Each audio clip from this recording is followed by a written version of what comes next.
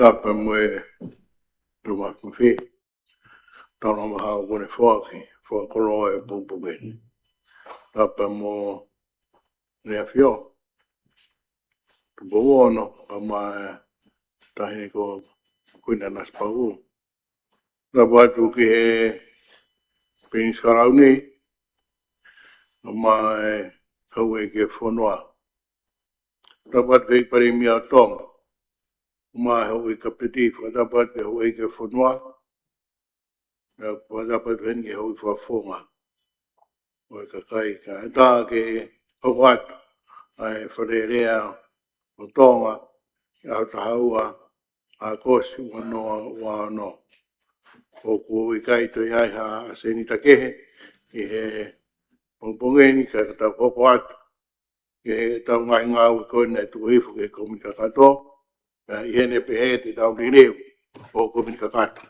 Tapa te pare mea. O ki stapa kore pe mo ke ufa mal pe fa tapo so na faki ka katre se fa le rea tonga o ki malo mo lau mari tau te mang he pompong fa kolo ni o nia mai ki hauka te tau ngawe a koe ka tau fa vawe tau hoko le rei pe o i ku lahenga mea fai ke tokanga ania fina tau ngata i fa pointaha pea talau tau me i paloti ka koe tahe kau me pato tap fitu. Wai pe u meu tokanga kei, pea ko wai pe ne tatonu wha koni sutone ki ai. Kore kei whenga mari ko ni ke hoka te ni mea. Ta me se ba tap ki he whareiki.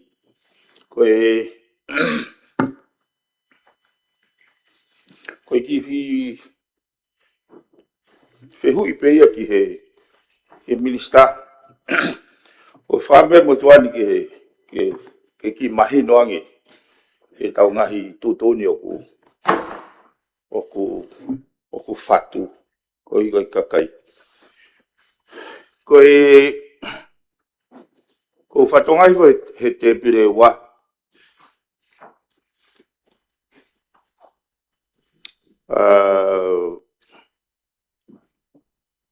Ko hatohi kore le sisita hakautaha. Panga tolu me au.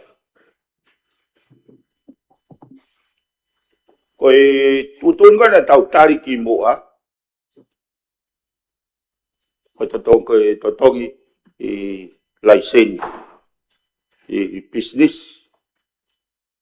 Le sisita. Ai o le sisita kautaha. Pe le sisita business. Ka koe isiu ta tau beni o ko whenga ki hanga o hake. Ke whakatokanga i kina. Ke he hoko hono whakalirei. Ai ngahi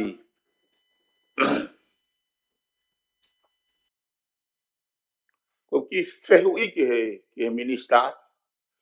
Whehe ko sequence. Ko anga hoko ai. Lere ke pe le sisita kautaha. Lere ke pe le sisita businessi. Pe kuiai hafo i le sisita.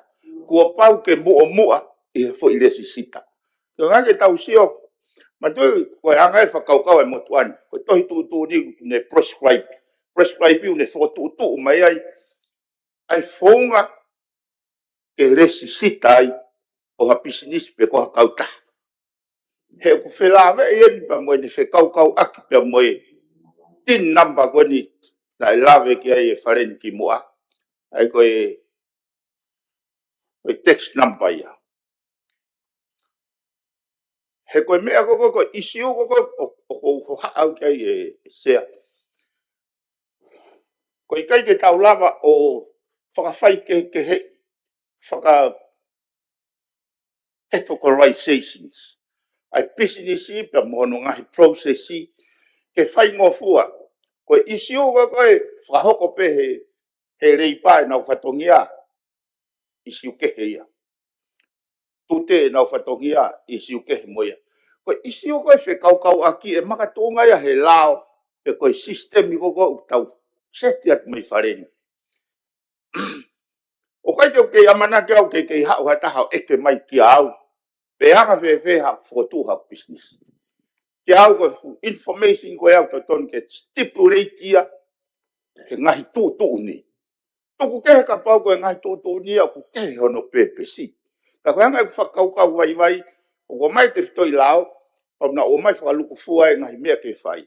To hanga tu ni o stipulate hono prescribe ai whakaiki. Ko ngā ke ki whamalala mai ange, he nā whakakaukau au, o ku panga pe te au, ai resisita businessi, ka koe taimo e hao ke resisita kautaha, o ku whakaketo ko raisia. Ta ai a koe kautaha, o ngai kautaha ni, o whiunga no mahu ngā ana moe miliona, koe kautaha koe ni, koe ki kautaha ko no, o no whaere ona, whiunga pe mo taha mano. Ka koe tu ase panga tolunge au, i he resisita kautaha. Ka panga te au resisita businessi. Te gepe ke aha foi, kreriti, kene o mai ai kehe, o ngahi, kautaha lalahi, me kautaha iki. I whamalala bese. Tap mo e feito na Mai, isia. tau paremia. Tap mo feito tap mo e paremia mo me mi pa. Komiti kakato sia ko famalo ke fa fonga to tap feito o ko fe famahi no te heni o hange ko ne feui ke. Ai ko fatata ki ai ko tau kala no fen I he tu uni ki he ngahi kautaha pe ko le sita ngahi kautaha. Ai ko pau ai ko sequence ko hinga mai ki ai ko ai fa fonga. Ko pau ke ulaki le sita a kautaha. Pea toki le sisita lewa ki ane license business. Ka pau reo ka business sole trader pe koe hanga tonu pe of ka hau ka business. O kunau le sisita pe ki he nau license business u ke he totongi. Pe koe ala tuka ki he foreign investment pe koe ha le sita ki wha investment me muri ki tongan. O ku hau ia he malu ko e lao ki he foreign investment. Ka ku pau ke ulaki le sisita I he malu foreign investment mono totong pe toki le sisita rewa hono license. Ai ko e whamalala ko tui ko mea ia ku hinga mai kia a tonga tapu fitu. Ka ku mau pe e ngahi tu uni ki ai. Malo se. Koe tongan pe ki he tariat me he tawhako ni he me tohan kia tonga tapu fitu. Koe pe ki hu whangata I tawhataku sea. Koe lao koe ki he businessi o ku kehe ia me he lao koe ki he kautaha. Ai kono whaparangi koe lao koe ki he Companies Act.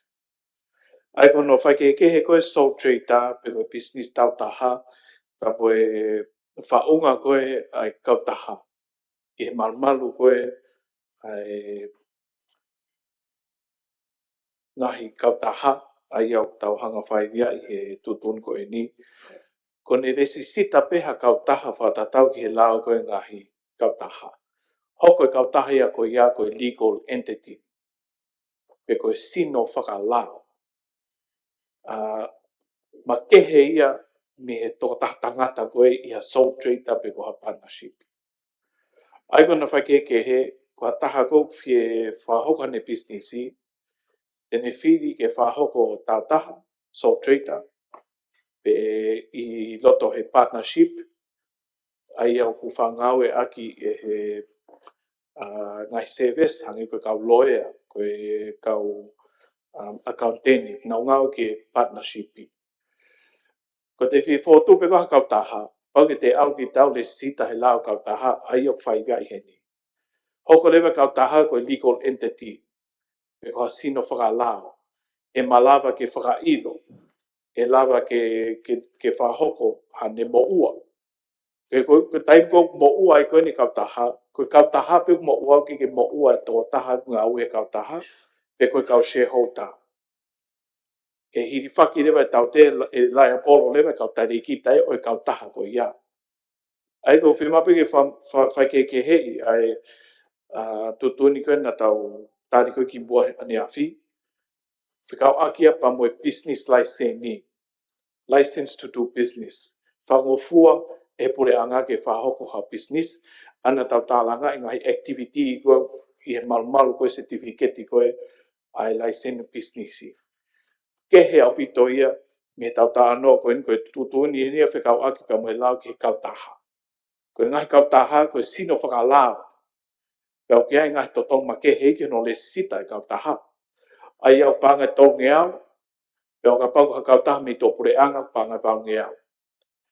Mea rewa e hoko koe taim kou hoko ai sino whakalao koe ni, le sita whakalao totongi nao ngai whimo mea koe ia, tō hoko lewe koe kautaha e rala o apply lewa ke pauhane business license ke whahoko hanga o ranga business i tongani. Ai ko whiwhai ke hepe, ai ongo whi koe niupna ke hepe, ulu aki koe business license ke whahoko business, koe totong ke le sita kautaha, koe totongia ke hoko ko ha kautaha, e malu o lau kautaha koe whanua. Ai ko whiwhai ke hepe, ai e tolongea koe ni mo whi koe te au. Ka pai toko ni atu ki mea tokan ke whawhunga. Sea. Kore pe mo ke toko ni pe ko ike ni al whakataha to pe mo on tōni koe. Sea tapu e whitun, tapu mo e paremia, tapu mo e ka me me pa e tato ni. Sea koe popo atu pe ni a ke ngai tālanga ko ni sea pe ku whiwhia au pita potu ngā oe sea mea koe koko. E lawa ke toi mahino anga e tūnga ku iai pe mo e tau mua e potu ngā oe. Sea i he laiseni, ko pau ke laiseni o business, pe ko haere e volo, pe ko haere kategori e ai o business. E kai ke hoko business ko ia whakalao, ka orewa ko iai hano TIN number. O TIN number ko e tax identification number. Ai ko whimatai whika, o kunehanga o whakawhihoa naki, ai potu ngā oe customer mo revenue, ke kautaha koe o whai ai ai re sisita sea. Kau ene whika mahui ngā o pito. Pe ko pau ke mao ia, e he kautaha koe ni, ka lawa ke tōk whakahoko hane business e whonuan. Mena o lawa ke a nea sea koe kau ene e mea mahui ngā, ko hai ngai business koe ni sea, koe whikau kau aki ai ngahi poto ngā oe koe ni sea mahui ngā o pito. E ko hi koe, o se ange koe aho, ko business e mao o mo ui ai family, mo ui ai kautaha, mo ui ai mga mea ke ko wharere business. I e taim tatau sea e whia mao, ke ai haki se nit e to'o mai ai he pure anga ke wharere ako no ngai whatongia sea. Pako mea mau i ngai ke ponu ngā uene lawa ke whekau aki e. He ku wahi o no ngahi au ngā nai a sea te ulawa o toki lawe atua ki ai anai. A te ulawa ki he taimi koku maa ai a whotu koe paanga koe ke whotu e business i sea. O koe ke ngata pēia sea, ki lawe nuno pēia sea, ko tui pēre la marere rei pe kia whawhonga sea. Koe ngahi no, koe niko whia mau he pure anga ke whai me he panke whakalaka sea. Koe wawe ko no mau me ngahi no koe ni. O ka pau o kuiai haki kautaha o osi laiseni pe iai hano TIN number. Se ai mani ka atoa ko business e whokotuku e whe mau hano paanga ke kamata aki. Pagulahi ngai business o ku mo ui he whonuan sea, mau e me no. Ma mea mau i ngai mea koe ni, e ka pau waha ki business ko kamata fo o. Whe mau ia ke whaingofua pe hono le sisita. Whe mau ia ke whaingofua hono mau hano TIN number. A tau awereba o whaiwia ai ki business ko ni, me atu ke panke whakalakalaka o whai mea i hano. Ko no ko ni se o webanga o whaingofua ho whare. Pa wai ngahi mea ai o koe ke mo ui e whangi business ni ihi, he ko hui ki whaingata aga tekna tolu. E whotu, a ngai re sisita ko ni ko tau tala no ko i kia i sea. Sea te uta no ke whakatata ko ni sea. Nai ki business ko e ulolotonga e hoko e ko wharekai lahe i tata mutonga sea. Wharekai ko ni unau tana ke na tole lau mana. Nai ka mata aki e mea ko ni sea. Ko na o mai pe o whainga ki he panga no ko ni ko i he pange whakalakalaka. Pako mea nai ne kore mega teo, e lava whakotu hau business, iyo. Nei mama fe unga pene pa pete au. E mau hau TIN number, iyo mau mo TIN number. Pe me atorewa e tō taha ko ni sea ki e panke whakalakalaka koe whotu ene business koe o mai tono mau. E hui kamata ki sio mai e ngai waa whekau aki koe ke whakapaanga koe e ngai business koe ni. O kamata ki sio mai o koe ki sio mai e koe toa taha o ku tau peheu ngai whafoi tui tui mu. Au sio mai ke toa taha o kamata ki ke business sea. O business di sea. Kau ki lawe ki he output e business. Ko puhan moa ua noa he aho na ngā wese. Pangala ko ruria se. Ko ka mata aki e ngai whakau kau ko nu tau kia se mala. Se ko tu a ke o taki he minista ia tau alta tol ke isi ke. O kai ke fehu ia ta ha fo tu business e fo man. Kai ke fehu ia. Ko fehu i ko o hake e au. Fekau aki pe mo fekau kau aki. Ko mahino ko ki au ka fo tu ha business. Business license ko na tau to la no ga ni afi. E ke lava fo tu uia sole trader company e ko foreign investment investor. E ko poinia ko hang ko o hake. He nega ke asi he tau tutuni ane afi. Ai fonga ke asi he ki to tutuni ke pehe. Ke fonga tu ha o business ka pau ko sole trader ko me ai te ke fie mau. He fie mau e te fto i lao.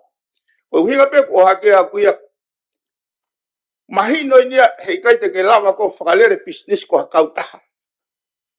Ta ai ha o business license. Ai ko hinga e ke he nau whakaukau. Ko e ne hao ko ki he company o kune hangare vai ai o provide categorization ni. Ai wakalalahi me whaki wakaiki. He kua pau ke resi sita company name pa ke toki alu kako pau peke ke iko ai o business license. Ta tau peke kau foreign investor. Kua pau ke mau ho foreign investment certificate pa ke toki alu. Ai ako uhinga pe ko ai foi whekau kau aki he whakakau kau o hake pen e whakatoka ngai.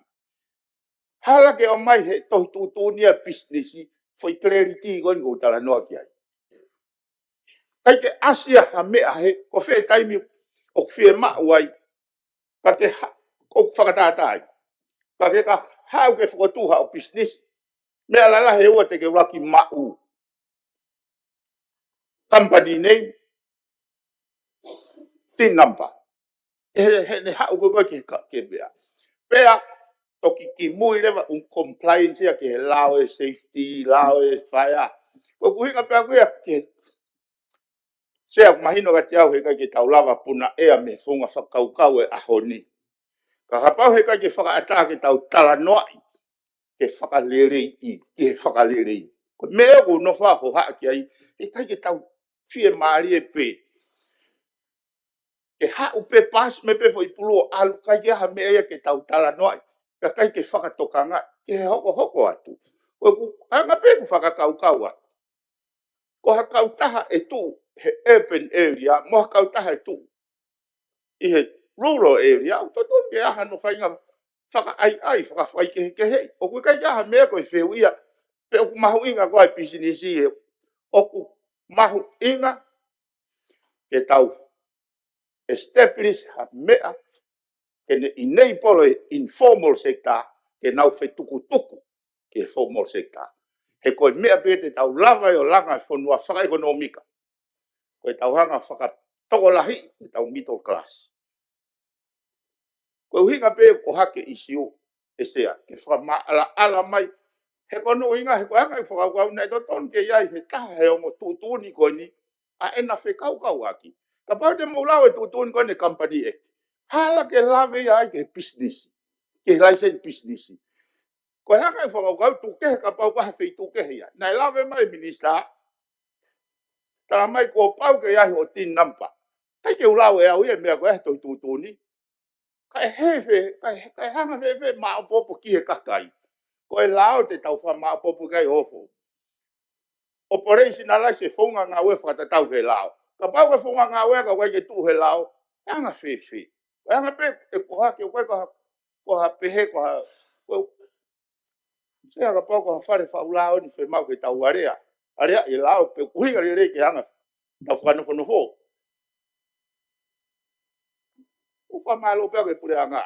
Kau koe koha mea nia ke defensive pe. Kau taha noa pe he uhinga le rei pe. Uhinga le rei pe ha mea. Mui e kakai e patau pupu. Anga e whakau. Sia, kau sia mo e ho. Komi kakato sea. Tau tapu nima, pe mai. Ai pe na ora to ai ki business. Ko meni ki mua te mo na to e fare lea. O alo ai ki kata. O ala tu me me business license ni. O ku ase foi license ko ase ai ke tohi. Pe ko ha fenga kata te ke ngau aki. O ke fili le vai so trade tapu partnership me kama. Ai ko soka aku al pe aku ki kata fa ko tu pe aku. Ai ko tu ko form ko ia te kamata pa te ke tiki ia company te ke tok takai me ko company. Ko katau ko pe kamata ko business license ni. Pakai toki al me ko fe kau tahu ke alu ki ai. Ko ku mau ya ko latu ai ki business. Ai ko ai pe ko ko anga te o pe ko fo ngai pakai toki. Business license ni pakai fe ka me kau taha pakai toki fo mai ai. Ko ki me na fo ai au ki business. Ha? Sia Ko ia. Koe mea ko wheu ia toko tapu whitu. Whekawak mo tolu ke au koe kautaha, te au koe business. Te mora mo prea ngau ki whai ke mai nge. Ai koe business i mahalo ke anga pe wakai a kuia. Kua toko taha pe o anga mea ke toko tapu ni maa. Kautaha ko hai mo hai. Ke mo ki whapapau mai koe ki mea ki hoa ke a toko tapu whitu. sia mo Ia, tu ka pe mo toko tapu wha. ta me pe tona se tu ka pe ke ko tu pe to kon mai pulanga ke fata ya tu pe ke to kon mai pe ko tu ke fe ko ni te ne lava kria a pito ke tu hui mange pe ko malu o lao fe mo kupu fe o ne tala mai ai ka ke korera pe fo tu ha business pa ko fe ma wai ke ai ha team number mo tax clearance e malu ko ne lao ke business tu hui mange ko kupu fe i lao fe i business o ne tala mai ka ke fo tu ha business e fe ma o team number mo tax clearance maro se Uhi ka pe whaka toko tapu wha he koe uhi ka te pire pure angana ne o hake. Ai koe mi sta mo uhi na ne mea ki ane afi a pe pua hoa tō. Pea te o hake pe he minista koe ni oe a tanak panga. Yeah. Ko mai. Ko mo ni pe ya ko pe tem wa te business.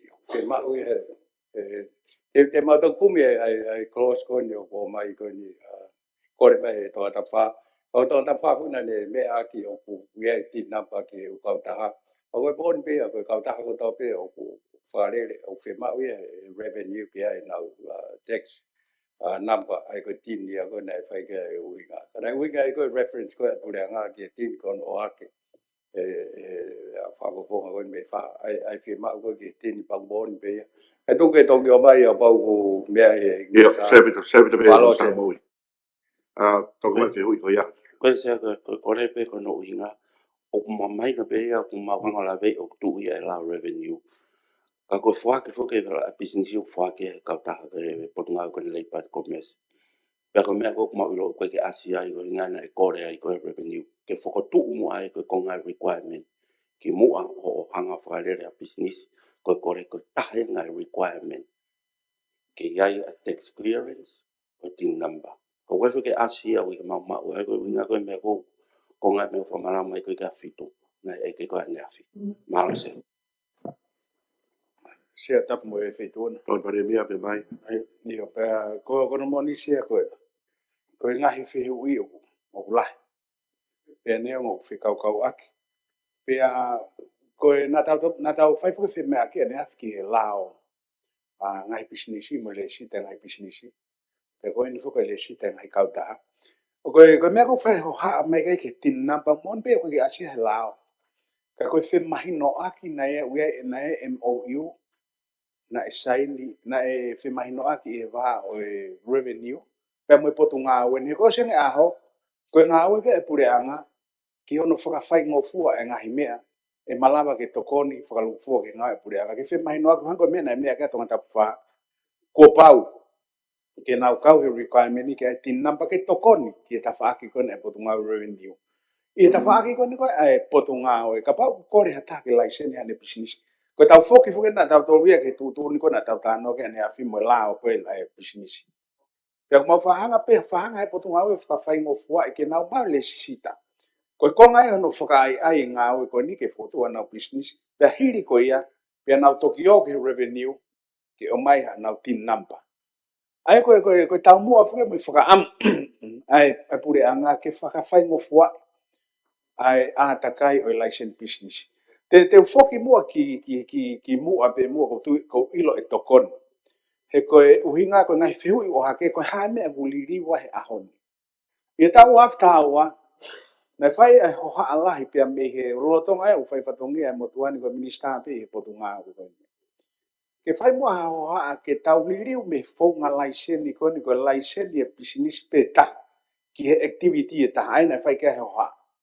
Paka kore koe nina whakafonga mai me kau business e whanua kau whakataha mo Chamber of Commerce. Pia whai rewa whengawe a kia. Koe konga i siu mo poini mauhinga na e hoa ke aho koe. Ia koe ta wene hongo fultup me hai. Koe ta au unu kia ngai whanua ma manipa mo Pasifiki. Ke turi fua kia tau ngani. Pana e tari wafta tolu. Ke tānaki mai e ngai activity. Ko whewha mai no pe poini koe ni he koe ta au ia au alu kia ai ngai whanua e Pasifiki. Pia mo mamani he taini. Ko ne tuku ato ngani he tainimi i hono whakawhai ngofuai o ele sisita pisinisi. Pia mono whakai ai a takai pisinisi. Tau whikatolo. O whakahoa ki ngai toenga ngai whanua e Pasifiki. Ai koe tunga maa o lunga tau au ki ai. Pia koe mea fua koe ia o ku netala mai. O ku koe hala whanonga tau whauai.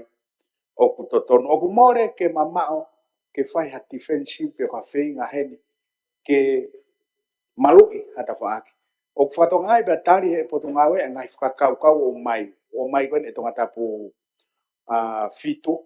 Ai koe ngai hoha a koe ia o mai koe ne tokoni whakaluku fua pia ki he ngāwe. Tokanga mai a na tonga tapu fitu ki he categorization pia tauhanga whakalakalasi pia aluai ki titeila.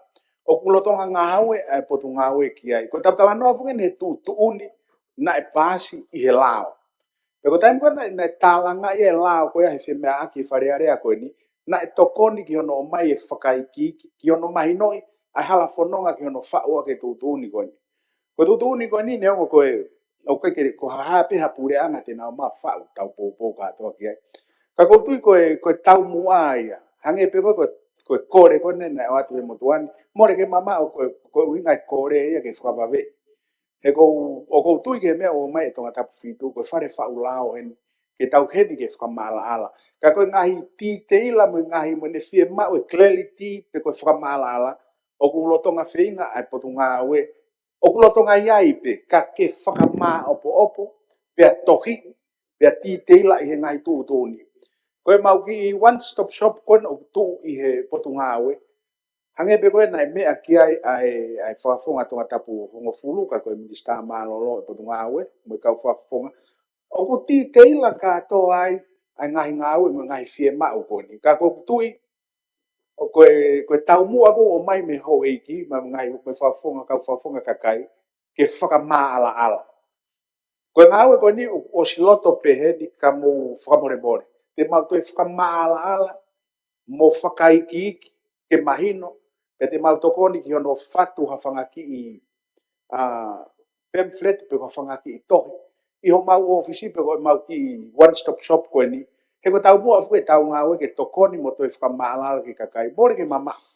Mori au pitu tari pia e poto ngā moni ngai mea ko whakotu mai kai ke asi he lao. Ka koe whekau kau aki e whe ngā we aki koe ngai poto ngā we. Koe uhi ngai e ko whai e whe mahino aki. Ki he ngai mea. Ko ni pakapau whe mau ia. Ke mau riri mai lao o whaka asi mai ai.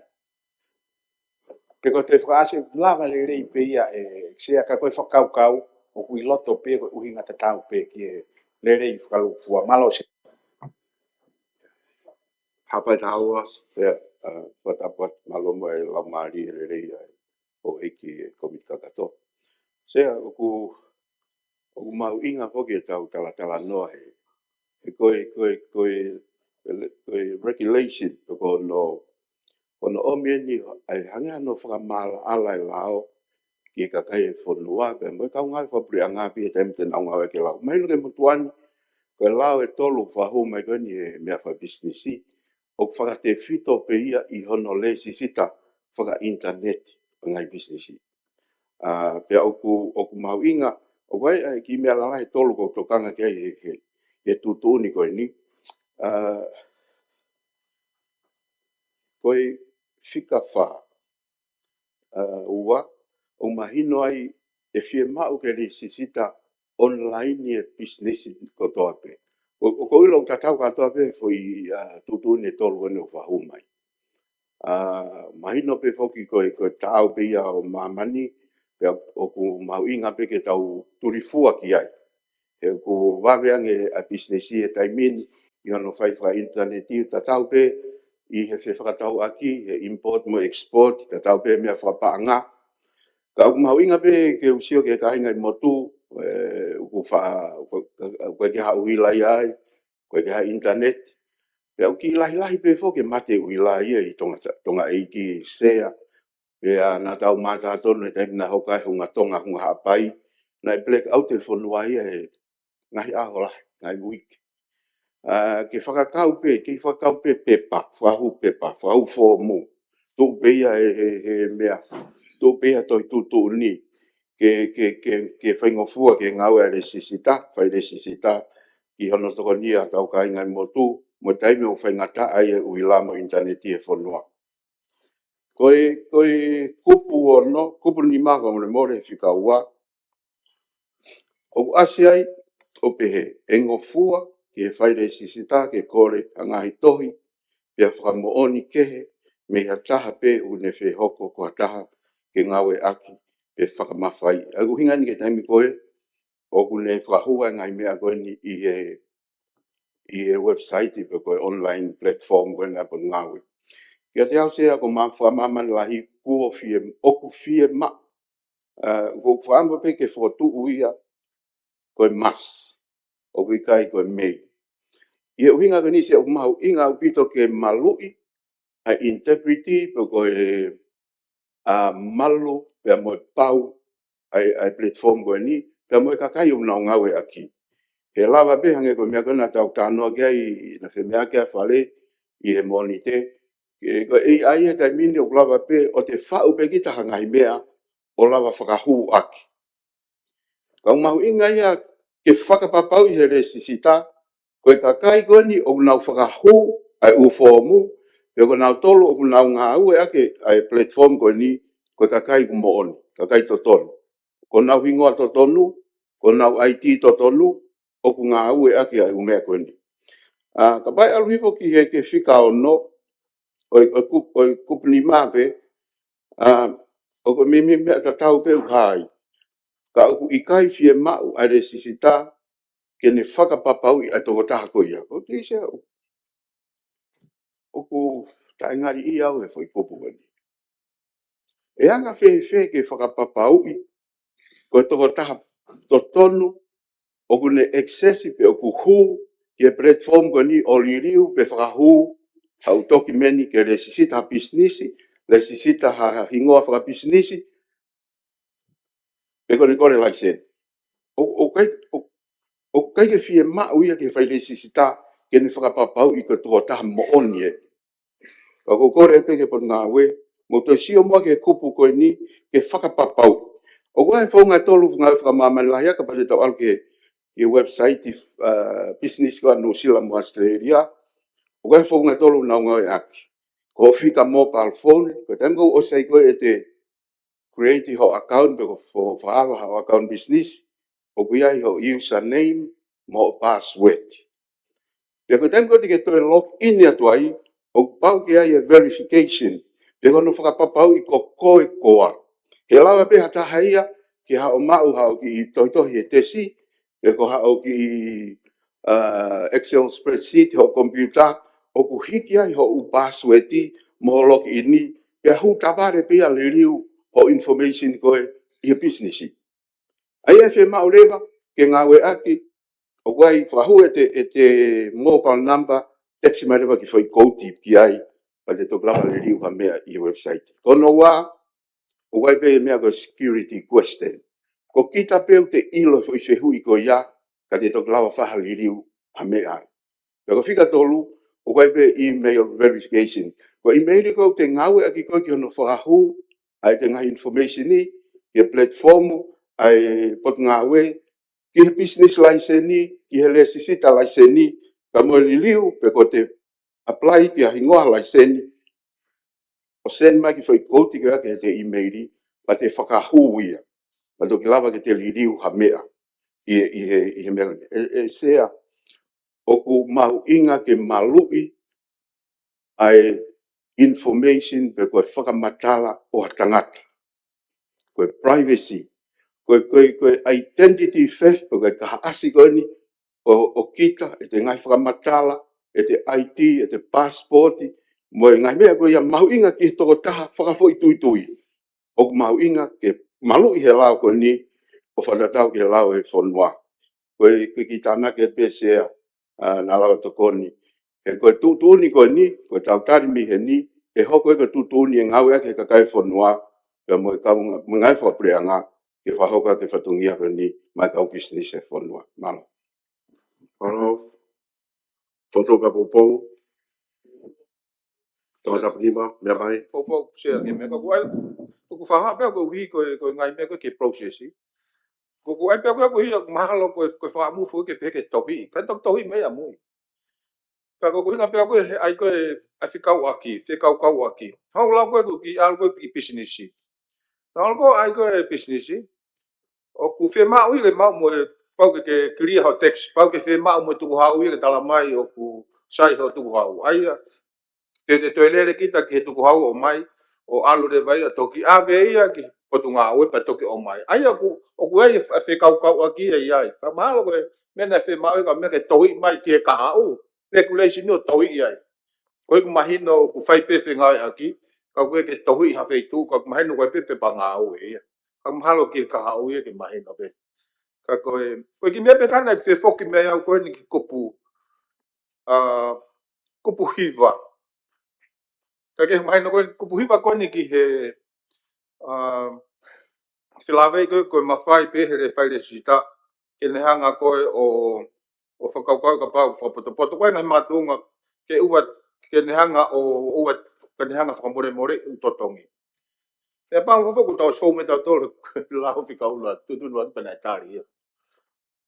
Koe ke he kupu koe ni kupu hiva, o ne pehe ka pau. Koe ngai makatungan koku o kuhi ngai koe hono whakaukau ke ua ke whakamore more totongi pe ka totong tautea pe ko ha totongi tō mui. Ke ula ki ka pau mahino e whainga taha ia toko taha ia ko ia i hono totongi. Pako hono ua mahino ko e tolah totongi a ko ia i palpare manai hoko. Pako hono tolu e uesia nao tolu ko mo ua ke kautaha. Pako hono wha mahino ko totong ko e niu ke fu whapotopot. Kako e mimi ko ngahi mea ko ni hange ko whika ko si. Mani ko mimi ko kautaha ni aku o siliku teiti mo bisi vasi pienia. Ko pau ko hinga ka pau ko mai ha mea ia. Ko ke lava he kautaha ia totongi ai nau kau whakamoua. Mahani hiu ku nau moua ki ai.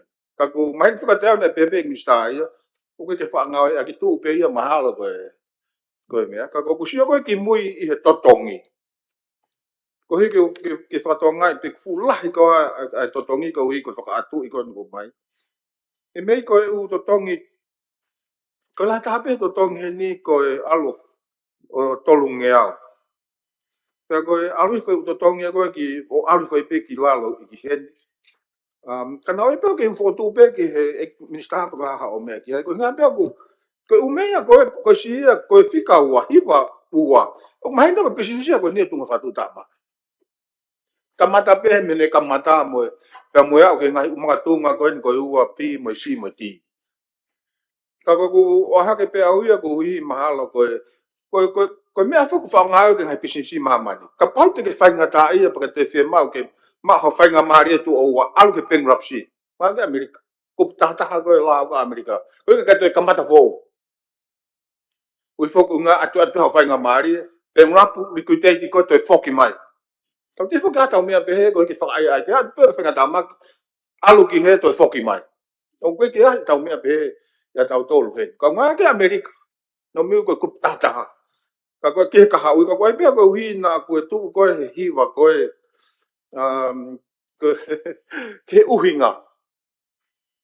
Pe e lava peo ai pe ke whai pehe rea sisita ka whi mau ke tare kabineti pe koe e kabineti. Koe peo ki pehe ke uhi. Ka koe ula kia koe whehui koe ki he uhinga. Lo sika koe mea koe ni. Ta mo lahi ko totong o mai, ta mo tuunga ko koe kautaha. Hau la koe mea koe ni si ko pehe koe ki kei lava, e ue si hai totong koe ni.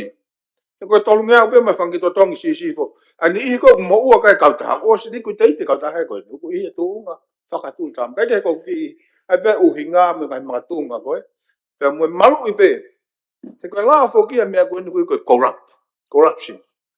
Koe ai formula pehe.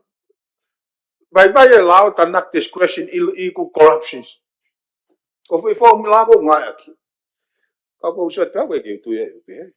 Ka ko ha ke pelo si ka moe malu i pe po tunga we. I he mea ko ia na ton ki alu ki he kapneti. Ka ke ko kata ko mo ko tu pe. Mal. Pare, toka ta prima. Toka te pili whanau ko prisnisi, ko nau alu peo mei, hange ka nau tōkulu. E nau whaire ma mea ko ke mea kei, koe whaire corruption. Mea mai, ko whonga tau tapu ngofuru. Ai peka mo whatongai o kou tau whi pule anga ke o te nau mea mai ke mea koe ni. Ka tuke o whamahino at peko wheitua na o whamone mea koe ni. Kai hoko at peko mo whi mea ki. Tapa whetu na kisia tapa mo hoi me mipa e komika kato. Sia whamalote whai ka maari e. Kai ki o ngoi pe ko momoi sia he whai atu ha mate ariku ke whakabohenga whakaukau e poupongini. Ko ngā whoko whoi lao whoko e niko e whakahu mai mo tuan. Tu peke whai pia whakalawe e ku pihen tonu e CEO pa me kau ngā ue. Pena ni iho wahengana nau whetutaki mai ane whiawhika te au. Whekau aki pa mo e la wenu ko tonga whai e tutuni kono no tonga whai e me aki o pongpongini o whare ikise. Sia ko whialawe te au ki he ne whai pe whakatala noa ki ai i he taho e kahi komiti o e kabineti he ngai tau ko mariwa tu he whai whatahi i he mia pa mo kina tula na toka kina sipoti. O whatano te kupongo fulu. Ine ka kunga ko ia pe mo e la ko ke intellectual property. E tala whakatata pe e maringi ne whaku me whare lahi ko mate matonga. A hingoa ko ia koistonga. Honore si sitase. Ke lau maari e pe ni stau to ki whamala ala mai ange he kono moni ukai pe ke fu mahi noi ke motuani mo tokolahi o kakai o whotua. E malawa e nihi pe mei tua pure anga. O whakahako e ngau e konise. Koe ua peki ai, mahino peka tēnā tau o si whakapāsia ne afi. Pea koe kupu walu whakoe te whitai lao e lawa ne afi o ne whakaata ki he registrar pe koe CEO ke ne whakalaise ni hi hano whakato ngahi nau whia mau ke whakahoko aki. Aia koe discretion koe ia koe CEO pe koe registrar. O kou whakamalo lawe e motuani e ngau lai whai he CEO pa mo putu ngau e te nau tok whakahu mai a mui i lao kui koe kawa pio. Ako amana ki peku o kwatu e ngau e koe ia. Ai koe te whito e lao e ni sea tau o si ilo pe kawa koe kiria me whai mata koe tama whewanga mo whewhafa. Kau ngā tonu pa mo tau urunga ngā whafonuase. Paka ufra malo ki he tutune whai CEO pa mo pun ngā ue ngai tau ko mari watu. Ke hono tō mono process mono uta kawa e ke me ko te fito e lao ko ngoi ke whahu mai. Ko tonga me. Tangatai whanua tonga pe o kai ke kawa ni ihi koni o kunau. Neutralization ni sea pe fito na. Ai ko angai whakaukau, pena e pe me whakaamu na malawa ke osi e kawa, tau ngā unu atu ki he tautai, a pe whoki ki he ngō ue, pe mo Vestapolo. Nā lawa ke tuku pe ke whai pe he. Mori ke mama o ku, e whakaukau koe ne discrimination ni sea. Kai ke heia pa mo ni ihi na nau whetu taki mea ni afi pe me wahenga motuani pe kau piai pa mo wahenga e toa tapu hiwa. E mahino e tutuni e te stoi lao. Mengahi mea ke nau comply ka malawa ke ave hanau laisen. Ka koe wakai pea pe taha ngahi mea siri pe koa ngahi fiutaange taha. E mea i pea feituna sea mahu inga o pito pe natula ho tau whonuani e mea koe free market competition. Ya mea lele a pito whiau au hie kune tuku hifo e totongi ke kakai whonua. Ka koe ni ihi o kunau lava pe nau tula ega mea ne mea ki he taha kau no pere he fe mea ke aniafi. Fe kau aki pa muki nau tolu koe au nau hangau. O tu whake fuai moai tongan. Whatatau ki he statistika pe mo whakamatala. Te nau lava pe o whiau e fie mau. Ai kakai e whonua. Koe ni koe nei whetutaki me koe ni o nau tokanga ki he lahi e ngahi wharekoloa hardware. E kau pia e pa moe kau taha maka. A pe whoki ki he sima ready mix. Kau taha tāpiriki. A pe whoki ngai pau sase. Ia ngā koe e nau whakau kau o ku malawa pia he tonga. E whakahau koe ngai whatongia koe. E koe taipi koe whakau kau e pot ngā ue. Ke taiveti tau pe ange koe kau foreign investor. Taiveti nau tolu ke ngai activity. O kai ke lava he kakai e whunua whakahau ko sea. E koe angai whakau kau. Mai no pe e tutuni e teftoi lao mo e ngahi mea ke nau whakakatu. Whakutui te e pe mo te ki mea ke whakalelei he angai wakai e motuan. Ki hono sivi e ngahi activity ke. Ofo. Pau lolo e bete ke mea ki hei ba pau ki mālolo. Malo sea. Tau whoki bete koe hao. Hoko atu o mea. Ua tutuuni i he sea komit kakato lo tui lake pa ke na malolo e whare. Pea koe whakafufua ko isi minite taha nima pe minite wanoa mehen. Te whoki mai ke hoko atu ma whakakato e whemea ke whare ke hua pongpongi. Mea mai sea komit kakato. Ik sea komit kakato lo tui lake pa. Hoi. Hoko te tonga ue. Hoko tonga i pe ku. Hoko tukat pe whenga mari ka mou tolu. Kau tepe ke u wala ke ai whakatai me. Me te au fulu. Hei pe ke whakatonga i pe. Kai hoko te whemea ki. Kona wha, ina pai. Sea ki tapu whetuna sea, ka peke whare mea. Hoi mea mi pa komit kakato koe ki whamaranga wharukfua pe nia sea o tuipe. Ko ngari matala atu e konga mea o tokanga ke ai te peleko ni ke whanongoa mua e pure anga. Ea ko kore pe au ke eiki minister. Mahino pe ke motu ani ko e tutu uni ni regulation. Ai whaingo fua pe ke liriu me taimi ke ka forma e whareni. Ka koe kore o kiai e pou ke whakaukau koe ni nai o atu. E tonga tamu fitu. Ke whakapapau i mua ngai requirement ke tanu koku kore ai re sisitamu ai laiseni. Koe whakaukau sea ke whakapapau i ke whakasi ai discretion. Kai hanga pe e he lao pe mo e tutuni o set out i mai ngai requirement ni pagone mau pe o pau ke whakia. Hange nai koe whonga tutuni koe ni ke tau. Koe ngai tutuni pe hange koe tutuni koe ke tau re ti o. Kone mau pe ngai mea uwhe mau koe lau pau ke whake mea koe ia.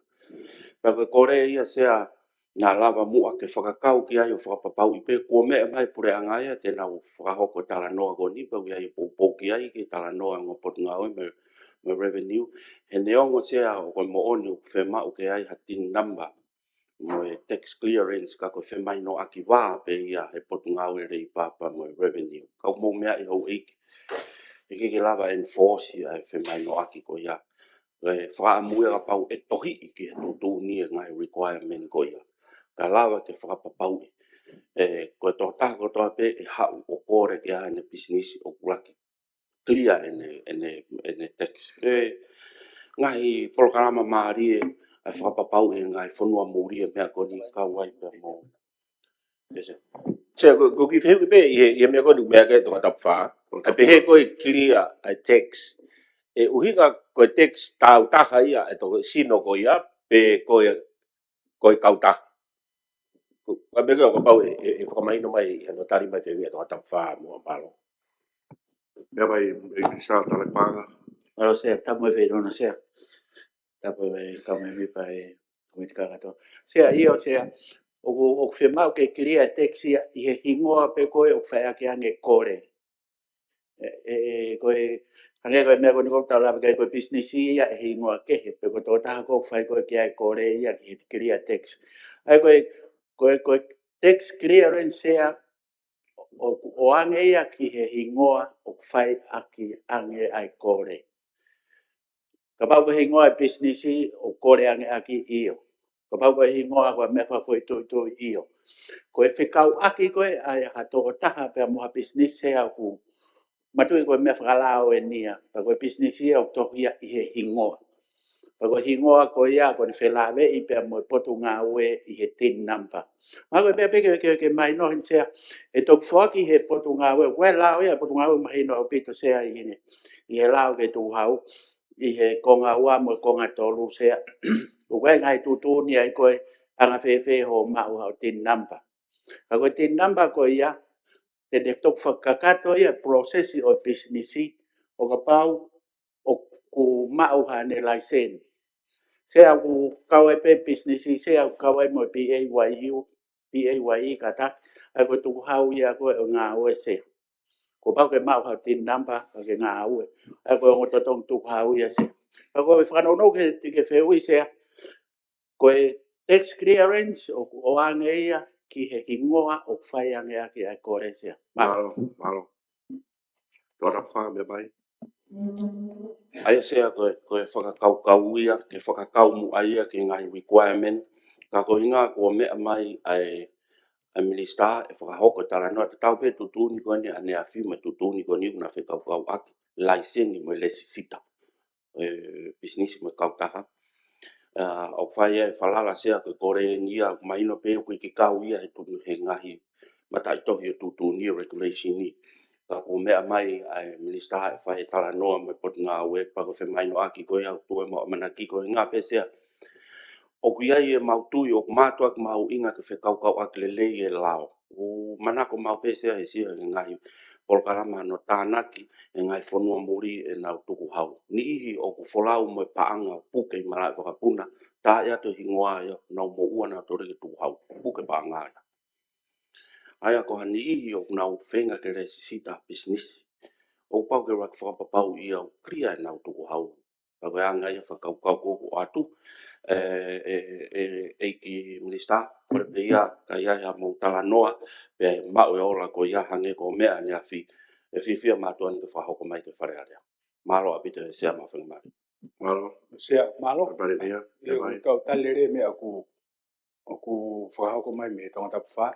Hange pe ko ku whakahoa nai, o mau ngāwe ki ai. Pa ko whakawhi e tau pe ai, ai hok me mi pa whakawhawhong kakai, time te nau whainga maare, pa nau mea ange pe ke mau ki one stop shop, pa te nau mea pe ke, ka ku te aha mea ke, ka ku ngai mea ko nau mea mai ki ai, ko konga lahi ku, si ai pe whangi whakaino hino. Pe whakawhi pe wat mo e whotu wat shea mo e, tari le re ngai mea o whotu mai, ma. Whotu pe pou. Sia, upo tau ke ku. Tota Ko nima. ai pe ko ki mea ko iko nau computer, ko pe minister. Ko ai pene ku ki business ko ne license. Ko be mo ke computer mo tamai mea ki whakamanatu maha ui ke ua ki mua ke e ose mea. Toki tau mai ko hoi ko ose o mea. Ai ko osi ko te license. Ko ai pe ke ki pre-warn pa te toki ai. Mau. Pea sea e whai ngāwe ki ai ke. Whotu pe pou, ko ia kuloto ke tāli. E o toka tapu whitu, mea mai. Sia katakwe. O ko tokanga ke mea na o hake hapai taha ua. Ya pe haki lawe ki ai he kui he kau ngā ue. He uhinga le rei mea na o hake e hapai taha ua kau kange ku kai te tokanga i kina. Wea pe ke he tokoni ia e sea ke he halafononga. Hoko whakare rei pau toki lawe ki mea whaaspese. Leo, sea koe, Mea mai. o Tau whamalo mai mea. tonga tapu whitu hono. Whamanatu koe mea ni ki he systemi, koe Stembe foko ni ko e tokoni ai ATP pangi ama mani pa nai tisaini he kautaha Amerika. Ko katoa ngai me a whaka security katoa ki ai o kui ai pe. Ka ko i he taimi tatau o mautari pe matoi fo ai me o ho ha kia tonga tapo hapai tahawa i toi whai hano siofi. Ka ko tunga o kui ai mono whakalere mono malu o whatatau ki he tokoni nai whai. Ka mo tunga kui ai tainimi o ki mau ha launga kia ne.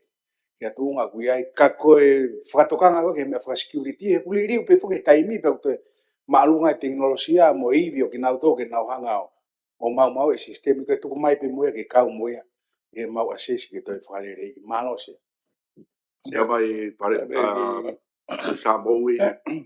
I toko ne pe ke pe mea ki se. Koe mea mōni ni ana mea kia a pai tā tolo.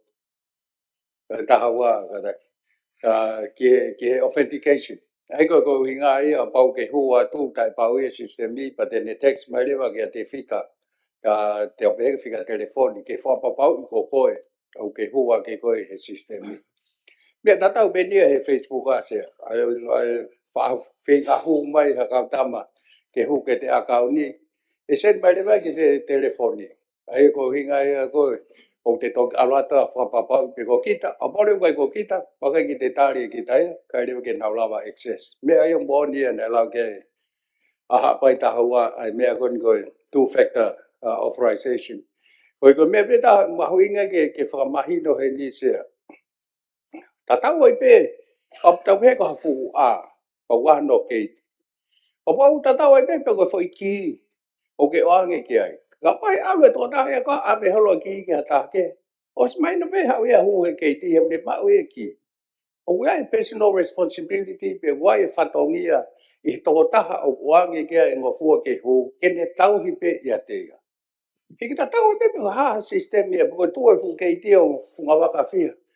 Pa ate ki ke tama pe ko ngofua ke hu mai pe awe awe ka tāke. Te teilo fefe he wau pe mo ki o whakaawai. Ai o popoa ke mea o ke tahua. Kam ton ke iloi he kau customer ai mahu inga koe ke ne tau ke tūtūni ko ia ke ua e toi alo vahe holoi. Mea koe toi ke te tohi ai whangau e te two-factor authorization ni ko hinga pau ke te ate te whika telefoni ke whakapapau me kia i pe ko te emaili. Ai koe whenga mea ia o sai hono o ke whakatonga i he kāinga kone o whanoa mai. Pa tau te whatonga i pe mo tau tolu ke tau ngau e aki, ai ngahi tau pe ngahi messages, pua ngahi whonga koe ni, he runa toi malua ke ngahi sistemi. Malo se. Mata fitu mea mai. Sia koe whika pēna o kanga o hake ke whakatoanga i pe. Ki he hoko atu e wharere ki ngau koe ni. Koe kupuhiwa koe ni e ki toi tūtoni koe ni sia. O kou whe eke pe pe koe hae ai lahi o e paanga pe koe mo ua o wifea ki ai kupu koe ni. Koe hae ai lahi taha o ku malawa. E whamalala mai he ku pehefo ki he kupu koe ni. Koe whakaata e ngahi totongi, ngahi mo ua, pe ngahi totongi tō mui. Koe hae most likely, malawa au, ngahi mo ua koe ni o au, tahamano, wamano, tolmano, whamano. O winga pehe. He kono inga se he koe hu koe for discretion ni. O ko pehe ko age koe whamalawa ne whai tonga tapni ma. Koe remeniti e taha ia o mea au tau whenga ke taofi me whanua ni corruption. Yes, yeah. Malo se Pare mea. whamalo ke tonga tapu fitu no hake e whiu i koe. Koe lahi taha pe ka o pangai te au ni manoa. Ai koe totongi laisen tō mui. Koe ke fu wa uia mano. Ai koe lahi taha pe au wa uki ai. Ka pau koe te au ni manoa se. Sio ke ngai makatunga ko mai kupua. O ku ngali tene whakatupu ha whainga ta alahi ki he taha e ala moua ke toto. Ai hui wa ye ke wange mawhai kene weiwa. Ka pau ko lai taha ko teo ni mano. Ai ko hui wa peke whamalala na mahu inga ki tau whakatu. Ha mahu inga. Ko hono mawhai hange ko tau, hange pe ko tau.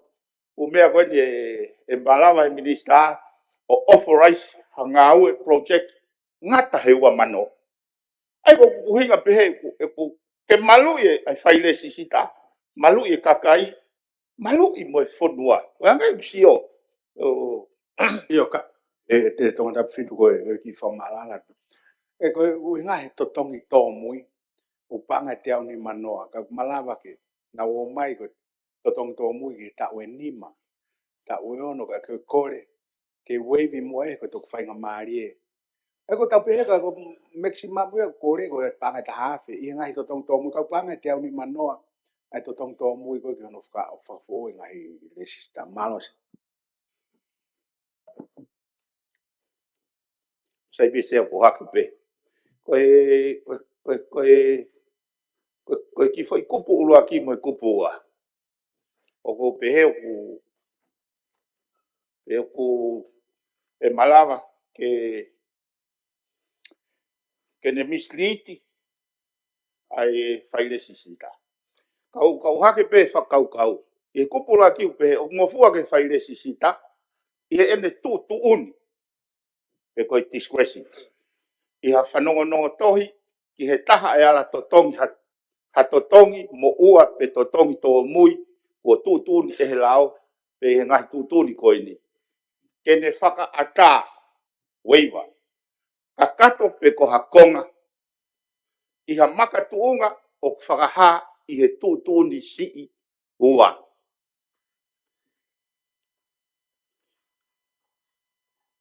Koe kupu ua rewa tūtūni sii ua pe he ia. E ngofua ki he whaile sisita, kene whaka ata ha totongi. Mo ua pe totongi tō mui, ka pau o kune pehe ko e fie mau ke totongi ka kato, pe ha konga oia. Ei, o ku ngari tene whakatupu ha whaingata alahi, ki he taha e ala mo ua kene totongi. Pi, o ku ikai ke tā wia mo i mea ku lolotonga hoko. Si, o ku ngari ke hoko hau e sia, ki he kau kurekitoa, kurekites. O e kau taha whelawe pe. Ti, ko e ngahi makatunga, o e wahe tāu o ku whakamahino pau, ai pou ki ha whaka ata. Ko e kusi o koe sea ke kupu ulo aki, o pehen, e ngofua ki he whaire sisita. I he ene tūtūni, discretion, ka o ku whakangata ki he ngahi makatuunga o as he ua. Ka tala mai rewa he ua, e ngofua ke whaire sisita. Kene whaka ata o whakatatau ki he ngahi. E ko sio ka kia kehe. Ka hanga he foi kupu ulo aki o mai e whainga whakaukau, e whakakaukau e whaire sisita. Ko ene tau ata aina ya ana. E malawa kene whai hangai, whai putuni. E ala toi lavea pe iai. Ka koe whakatu u, mea ni o kukai whe unga pe ai kupu ua. Kene o mai ai whakakaukau o kupu ulua. He koe kusio tatau pe. Ke ange ha lau, he koe whai kupu ulua ke o ne pe mai. Ngofua ke he whai resista ke ne whai tūtūni o whakatatau ke kupu ua. Pako kupu ua pe mai, ngofua ke whai resista o whakatatau ke ngai. Crown koe no kua te kupu ua. O koe ke poko haho no kehe. Poko hae ne, ko whese nao rio e exercise e ula ki, whese nao rio e exercise e ua. Pe ku repetitive fo i. Ongo fo i kupu koe. Sea koe e whiu ko mai o mon pe ia. Koe whauhinga e tonga tapu fitu. Ka koe mea pia ku ua. Koe talu e tu ai kupu koe ni. O te nge ngawe aki tu o taha tu tuun ko ni. Tuku ke he taimina e hoko e koe whakatamaki. COVID. Kono ua, koe mea tata pe e wharen. Ka pau tau to, ka koe tau mua whuk mo intentionally a tu ni koe ni. Ke whai toko nia mo oange haki matapā ki kau business. Aia, o kunau whainga tā ia, i ta whako ni koe kore ia, o ku hau whaka aho, i he aho kotoa. Ka ui kai ke mau whakatana, whai kune hanga whakaama ha mea, e toi lahia. Koe mea tata e wharin ka pa e tō more ke mamao. E toi whaingo fuanga ngau e whaire sisita, ka pau e tō. Ha e mawhai a koe ni poko discretion koe ni. Mea tata pe e wharin. Ka koe natula o e whiohi, mo e whitaulaki mo e kau pisinisi, mo e kakai i taimi kotoa. O kuna o mai wange nau whema. Koe whiohi koko o mai koe e whakafofonga. Ke o haka ngai rea whakapritania, mai ki mahino ange ai hono, he koe pe hono ke. Pea koe lekulation koe ni, o ku ikai ke ngata pe i hono fatu ko inga ko tongani, ka ku mau ugepe ne whikau aki pea mo ngahi tūtūn tatau, i o tau ngahi whonua. Tau pare mea. Ia awe o ku mahino ka tau i kupu onu o mea me kai tonga tapitu. Koe kupu ulu aki, koe mea tonga taha whaile sita ke whakatokanga ke tonga taha koe o plaiseni, o ngānu mo ua, o whakahaki ai, mea ne kore e tonga tapu nima. Ke ua toki ospere sita pa toki talapu osi. Kau whamatala he whatonga he kupu ulu aki, mea e whaile sita ke whatonga kei. Ia ka hau lewa toko taha koe aina totonu ke mai mo ua o ne talamai e ne uhinga o to anga lewa he kupua he whongofua ki ai. Ke ne hanga o whakaata koe uhinga le o ka pau ke ha uhinga le le. A totonge mo ua koe ia. Ia ngai mau he taimini ka koutou pe foke mo fe mea aki. Sea, Koe kupu enu whapalangi ke mea ki ai. koe inga pe uge mea mai kai sea. Ka kua ngai pe koe kore koe nai o atu koe ane nai. Kai ke mori ke mama oe ke pe whaha a differential i kai. Koe tau o ku wawa ata ai potunga oe ke whai whipotala no aki o ni pe a pe ke ngai ku whikau aki. Ka koe ngai mea ko tau pe o mai o mahino pe aki he pure anga o koe koe tau mua koe tau mua ki helerei mo hoko atu ki kahau mo helerei whakalu whamau tari pe mau toru ia. Kai kai mea ko o hake. Ka koe hange pe koe kore na whakahoko atu. Koe regulation ko ni ku lere tupu mai pe mua he. Whainga maari, malosi. Malosi, mahina pe ke motu adia se ai. Ai whemo mo e kina, ai ngai whatongia. Mahina pe ka teau e minista ko e nina ne hanga o whahu mai. Kau kai koe uhinga ia whakatala noa koe ngā ke peheu ku whakaukau kōwi e whakaukau le. Koe ku nofo pehe ngahi te whitoi mo oni o ngahi whoi lao. Ke ne hanga pe o malu ai kai ngata ai wharen ai kakai pe mo e koe watu pe whakakaukau koe kusio ki he kahau. Tau ngau ke mea koe ni malawa ke whakahoko ni he mawhai minista i he loto ki ai kabineti. Koe hano hinga, koe ngai foi malu, ngai foi loka, ke ne whakamama o i corruption. E whe ka pau whakarea, mawhai e whakahoko he whaire sisita i he loto ki ai minista. Kena whenga hauaki, weanga i whakaukau futu ata, pe au halanga ia ke mea koe ni. Sea koe, ai e whatata ai. Se riki ki tō koni. Ha, tari pe fitu. E o me mai. Se koe malatu mai whainga mali. Koe whāpoin taha pe mo whāpoin e ua. Koe ngai tutun whukena tari e mātou tau kuosi. Ke whai kono ngai. Kono toki o mai o nei. E koe ngai whehui kono ua ke koe ngai whehui na mau whai ki he mau taimpoe ke na mau tari ai me. Na no wange tuha pia tonga tapu hongo furu. O whai ha fwoi malanga no ka tau osi. He koe nāna ne hanga o mai ka mātou tutun koe nike mau tari tau osi. Ka koe neo toi whehui a tonga tapu hongo furu ia ka koe na ne mai. Ko hiki lolo e tau alu. o toi la e tau ngā oi ka kuhangi ka te ue ngai whiu ien ke toki eke ai ke CEO kon tau tu nuku. He ko ngahi ko te to i lao o si mahino i o ma opo opo. Ko ngai tutu ne ko ni kono whakalere ko o ngā oi pai. E kai ke kakato e tutu ni ko toa pe. Were la ngahi mea o tuku ia ke CEO mo minister ke na whai o na whapoto poto taha ke tutu. Ka ko wape a kuia ko hui tō tapu ma ko me whako ni ko na ke pehe ke tau tari he tau kōsi ka. Kai hoko atu whaia ke ngā oi. Ka ko ni te tau toi whehu i pe tau tō ria he mea ko na tau sanga tari. Ka ko watu pe ko hui ko tuia ko si mawe ngai regulation ni e tō tapu ngofu. Ka tau hoko atu. Ka ko te tau toi whehu i pe tau tō ka tau tōru e mea ko na tau tari ko tau kōsi ku. Ko ni ko minister ni o kuhange ku kai ki ne mahino i whoki he ko hui. O ne mahino i pe ka ko inga ko whengo ke tari ai whehu i. He ko tau ki kuku ni tau me tau gosi tuku mai ke whareare. Nā ia whonga nongoa ka tau hoko atu lahi pe ngai. Ko parot di sa fonua na tau fe ai ton pare bia ko wi ka hoko ka ke mea mai tā koe na ke mea tonu ai. I he aho ane a fi mo ki kuku ko ni pe mo te fe mea pe mo kuku. Nā kusaya ngai ke utari ata nau whihu i minister. Kai vave. Pe tari me pe tuna. Ka ku pepe ke ai pika tau lakatu ke tutu ni hoko. Wa malo pia ki e o tata. E minister kere ke no. E ne toko ni ko e mea mo dia. Ka wange fo ko kulau ko lao ko ni ko ai ko e o CEO pa mo fai le si tau na i he. E whakatokanga i kina.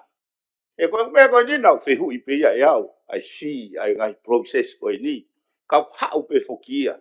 O huinga pe o hake he koe whare ni wā whangatuku ai.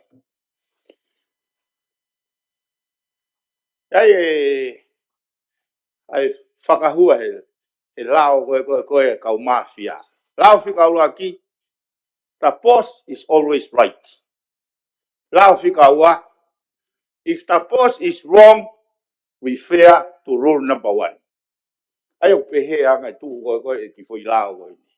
Tala mai ke ne whakaata whakatatau ke ngahi makatunga e ua. Pea ospe koe ai ua. Ka tala mai une whaata e ngai makatunga koe ni. Uhinga pe ko hake ke whakatokanga i kina. Ke maa opo opo. Pea o mai koe kakai koe tau tua unau uhinga le riga nau. Koe anga ia kako popo ata fotuat sea. Se. O marmar pe sea kau ate ki whakau no apito pea i he mea koni koe. Ia, koe mai waiva kore pe kau ngā we sea. Ai kona na mea toa ia tonga tapu fitu ki he kupsi urak, kupsi i ua. I he mawhai koni koe ke waive fees mo penalties. Ko ia, o me more pe sea kau tonga ngau pe lawa ke ki lawa pe kupsi tolu. Alaka nge kupsi tolu. The registrar may require the payment of a fee, penalty, or late fee at the time of submission of a document together with a request for waiver of fees, penalties, or late fees.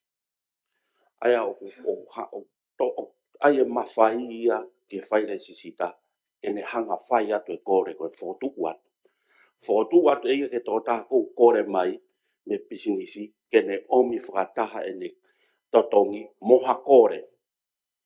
Moha kore ke to'o e ngai whiisia ko ia. E koe mea koe nau kore pia ia ke tuku atu mua ke poti ngā ue ke whakaukau. Koe kupu ko nia une investe ma whai lahi e whaile sisita. O koe ke tuku ke kore mai kakai me kau pisinisi.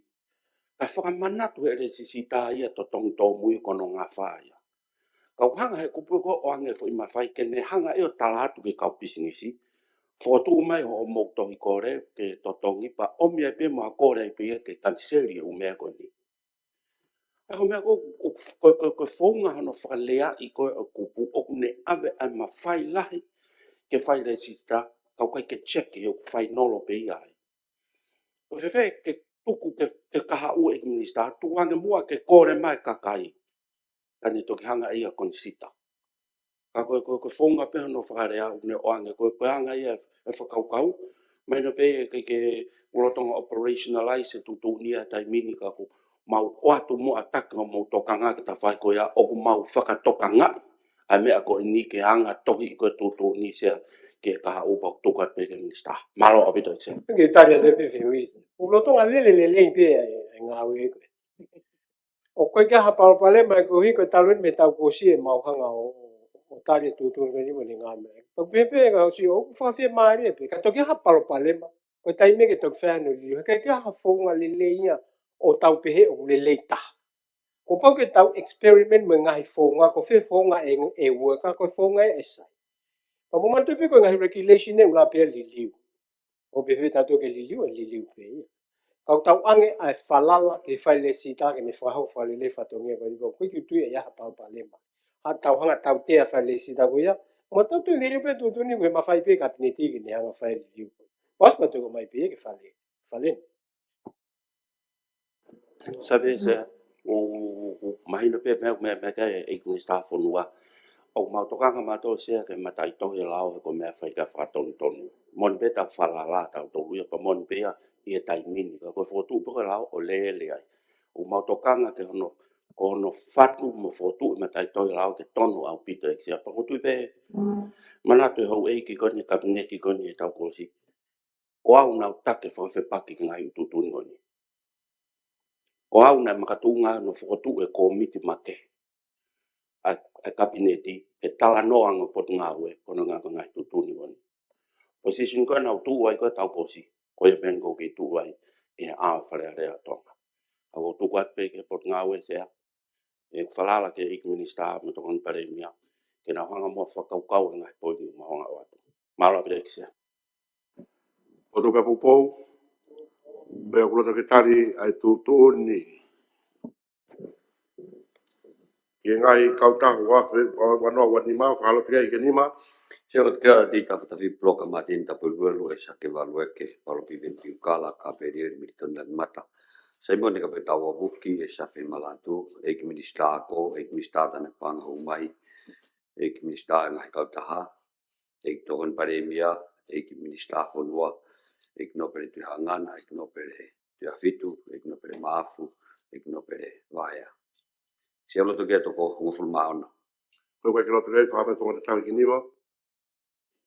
Nga ha whahalo to pe eksia. Maro, hau katu kalake.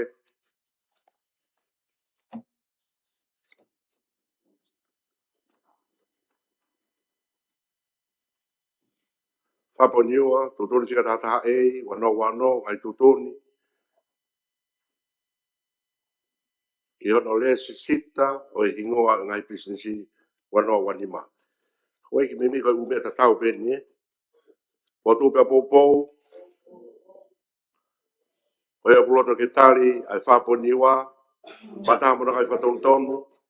Sa me pe tone mau na kai ke start pa pa ko me fo sia ko re pe ke minista ke ki me mai pe mo ai sia ke fo pa pa be ka ta ki sia.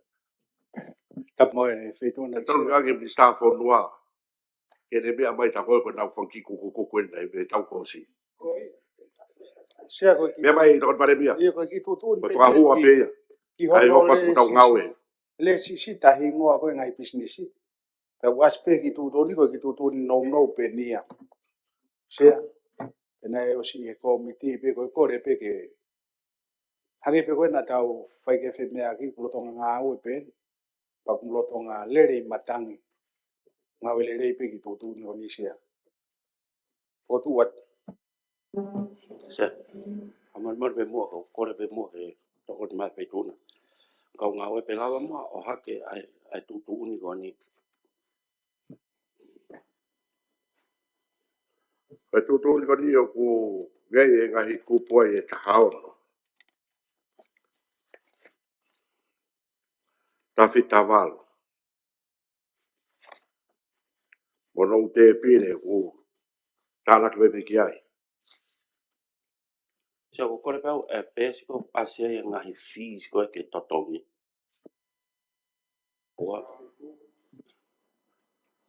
Mea ke pe staff itu.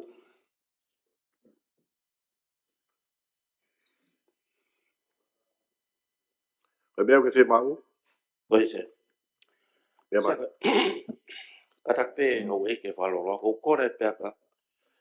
Kono inga o kui ai fuki mai mawhai tatau o fuaki he tu uni koe ni ke waiving ai fees.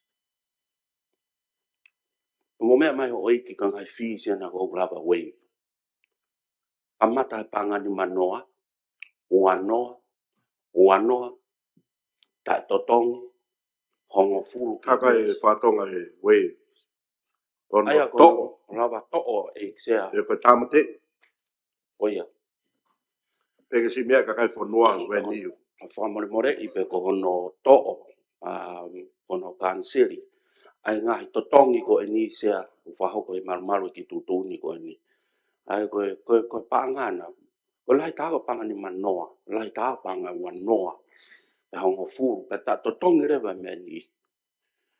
Ko kore whare i sea ki whamatala i mange uhinga o lawai o te whaki. He whanga ki sirini i iki pe he sea. Ko tupe na ia na uhinga te whamatala i mai. Maro sea. Sea, Mea mai. io, tamu feituna hango mea ku mea kato wata whaake whamone mori. O koe ke toi waivi e whanki to tongi a koe. Koe ke toi waivi e mahino pe hango pe koe ne uhinga. O fu si ia ke toi waivi pa utike ke ape a mea pe ke waivi. Ai kore koe kere sita hingoa business. Mahi noia. Sea. O kore pe mo ke hake e kakano koe e tutuni. O kutono mau sea ku e minister o ki ai me mawhai ke waivi a ngā fees ni. Me ko hono whakapekia. Wakai o furu.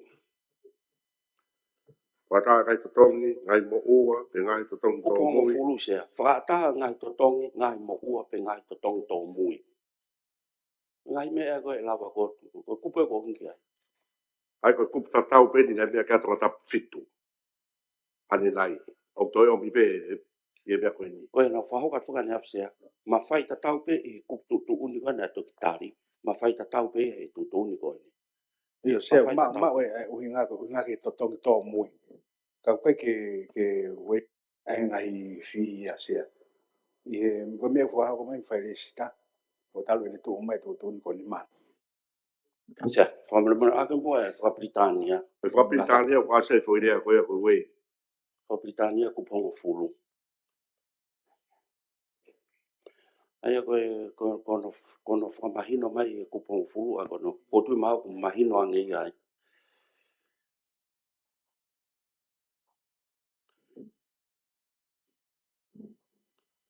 Walu hiwa hong fulu.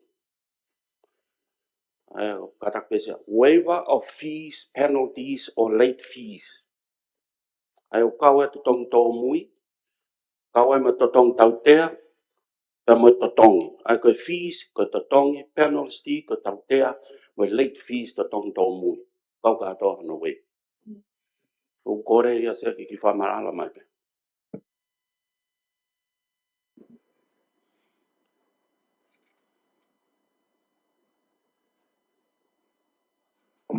Ma lo se ka tau pe ni han ko me ko ne tu ko ngai tu ne ka ta. Ka ko ma ko tari pe pe me pureanga. O mo ni au to pe o ku ai a discretion pe ko ma fai ke le sisita fai le sita. Ka u te ai ke ngawe aki atu ota. Kai tuku mai pe mua hange ko kore kon ko na fa hoko i kup tatau i la ko ngai kauta ke mau hanga fa to nga pe mo muy le fa fonga kata Malo se, mau tatau pe pa mo e ko whalala pe ke i ki minista. E whahatala noa pa toki reporti mai ko kolo ko whatonga e mea mau inki ai. Malo pe doi. Otua. Foto ka popou. Oi a kuloto ke tari. Over mori.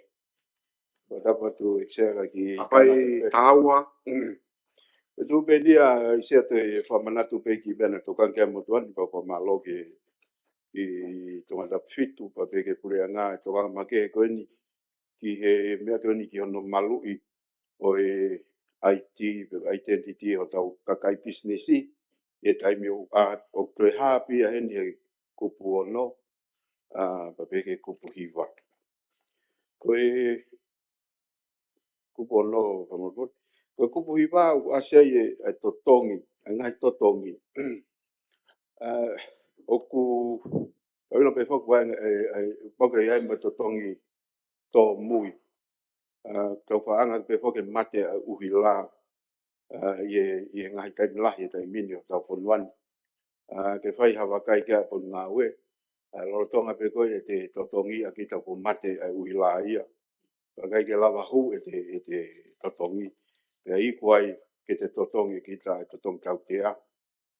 Ke whai pe mua sio ki ai. Ka whausi pe sea koe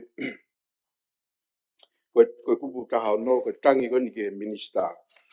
Aia ka pau e whai ha tangi ki he minister. Mantui ko ke minister ia o whenga we aki pepa me whai le sisita. Pa mo ngā kau ngā weke motuani ia. O ia conflict of interest ia hen. Koe whotu pe motuani nai mai mau e tohi tangi a kau business o hapai. Nai whahuma ia he tau kosi. Pe te whahuma he tauni. Nai whate fito pe tohi tangi koe ni. Ke whaki kone ngai laiseni ka uhinga kona tau nai hoha e motuani ke kupu tahaua o e lao whikaula tutuni whikaulaki kona tau tala noa ke ani awhi. Ai hu koe ngai businessi ai laiseni koe taha o ngai business lahi pane lava o le hanga ia o to o e whainga maari e lahi me kainga koe motu he nau businessi. Koe e whotu benea motuani na lava fotu ha komiti nai ke nau whare i e whaire sisita pa mo ik minister i ngai mea koe koe laise ni koe mea mahu inga lahi au hito ia fon wan pakapau te tau no fo sio ki he tupulaki tau ngai pisisi whawhia fia ka tau whahoa ki hano tana ke tau tuku hau o ke tonu ke whasio ke ai pe na panga maari koe ka fotuha tau komiti kene tonga e laise ni le sisita businessi pe mo ngahi tohi tangi koni me kakai whikau aki mo laise ni ko tui e ma opo ngai ngau e pureanga pe lava ke tau tari ngai whihui mau inga o hau me kakai e whanua tau te whito ni ko tohi tangi koni na hapai na whahui e tau ko sipa o toi whahu pe na urere at peke tukon paremia o whahu o tau wapota noa ki ai koe ngape koe hano e kainga i mato o ngai whenga mai e lahi mea te ngau tolu koe hea koe ngahi license businessi. Ka koutui ka pai fotu ha komit ai ik minister pe mo whaire sisita ke to koni ka te ngaua ki ono tonga e ngahi launga tonga e ngahi tohitang tonga e ngahi mea koto pe whikau aki mo i tutu de tolu koni mo ngahi lau koe businessi ke to koni ke nau ngawe tokon ke ngai businessi te tokon ke kakai whanua. Malo se. O tu pe pupou, o e olota ke tari, ai tūtō ni kani, wata mono whatonton, waloto ke ai kia i ke nima, ai tūtō ni kano le sita ingoa ngai businessi wanoa wanima. Se o toka ke mea koe o hake ke ai pe ha tari ai pureanga ke ai. E tau tari pe tato mea koe ni e koe mea pe nena o si Ke mea mange tokon paremia, ke mea wane mea hapai taua. Ka koe kore hapai taua ke whatohanga i mua. Nena uto i tangi, koe komiti kia, komiti whare. Sea koe oku mahino pe ke motuani ke tuku mai pe mua ke whangawe ke koe he ku make hea pia me he tūtūni, tau nufu tau tūtūni, ka pau whainga whokotu ke o mai ke tuku whasio ki ai make hana me tūtūni, ka whatonga i mua ni koe tohi tanko a hapai, na whakahu mai oku uhinga e ke ngahi business, oku totonu ke ata ke whaipe he kāinga. Ai ku hinga ni kau e kau muri, koe kau siaina, na whotu business e hapai, ai koe ki isiu, ki mawhatuki paku, lolo ai ngawe ke potu ngawe ke whatotolo i mo mai. Sai pe tokon paremia, ko toi tangi e toki om ki a pau au mo wharerean. Malo. Ko te whawhi mea kia e. Ko tari mai pe mea kolu tonga ke kau whawhonga. Koe se ai koe foto e ko hak. Ka ko tu koe ai hala fono ngai fai nga foto pe. Ki fan foka ko ngawe pe foka ngai poto ngai puri anga. O fata tau pe ki lao ko ni tau pasi. Ko ngai ngai te fito i lao ka to ke ngai tu tu ni ko ni. Pa kune o mai e pe hala fono nga mo fonga. E koe pe mo ngahi tau tia ke e lao ka pa koe ke comply a ki nau tolu ki ai. O koe ai pe fonga ki ai. Ka koe ke hanga he ngai fonga koe a mo lao. O ta ofi ngai me ke le rei whakalu fua. E tu mai pe mua ke whatonga mo tau sio ki ai. O whatonga he puri anga maro se. Foto pe po ko yo loto ke tali ai ngai tutoni yo no le sita ingo ngai business wa no wani ma falo ke ke nema. Siapa tiga ti tahu tapi pulokan mati inda perlu ai sakit value ke polo pivin piukala kaperie militon dan mata. Saya pun kapitawa vuki esa femalatu ek minista ko ek minista ke kau dah pudanga ek ton paremia ek minista fonwa ek no pere tu hangana ek no pere tu afitu no pere maafu ek no pere vaya. Ulo to geto ko huful manima. Ko ko lo ke fa ma ko ta ke nema. Uiga ya fahalo to pe eksia. Pa malo te hoi ki ko ke tau taimi tau ki o ai fa mo mo te pe. Ko pe ke hok hok pe tau ki ngawe pa mala wa o la vai. Tau ri o fare area. Tolo e whare i he wā wata. Alo pare, kon pare mia, hawe hop neti. Dapat ke kau i no pere. Kon mai kau fonga ka kai. Apa ka kai fondoa no pe mai o pe ke kau ngawe. Oi kwalo mo lo mari e tani tau. Pe fo pe ke hoka te tau ngawe. O fa malo te ke sa tau. Fa fo fa pita ho mo fi mia ki. E dipende pe tau fi mia ki ma mo to pe. Pe tau tu toni. Ako pepe ke tō pe tau tōtoni, ako ke ongo i peo ko ose ngai peo ke pea ke pake. Ka tau hoku lahi o pete tau ngā ue. Tau hoku atu lewa he tai mini ki he whā oi ni aia koe tōtoni whika tolu e wano tōtoni ke sinoi paanga a tonga ke whirirua ki o ea wano wano. Koe tō tāku ui e ni stare whamon me he ni hui kai ke heni.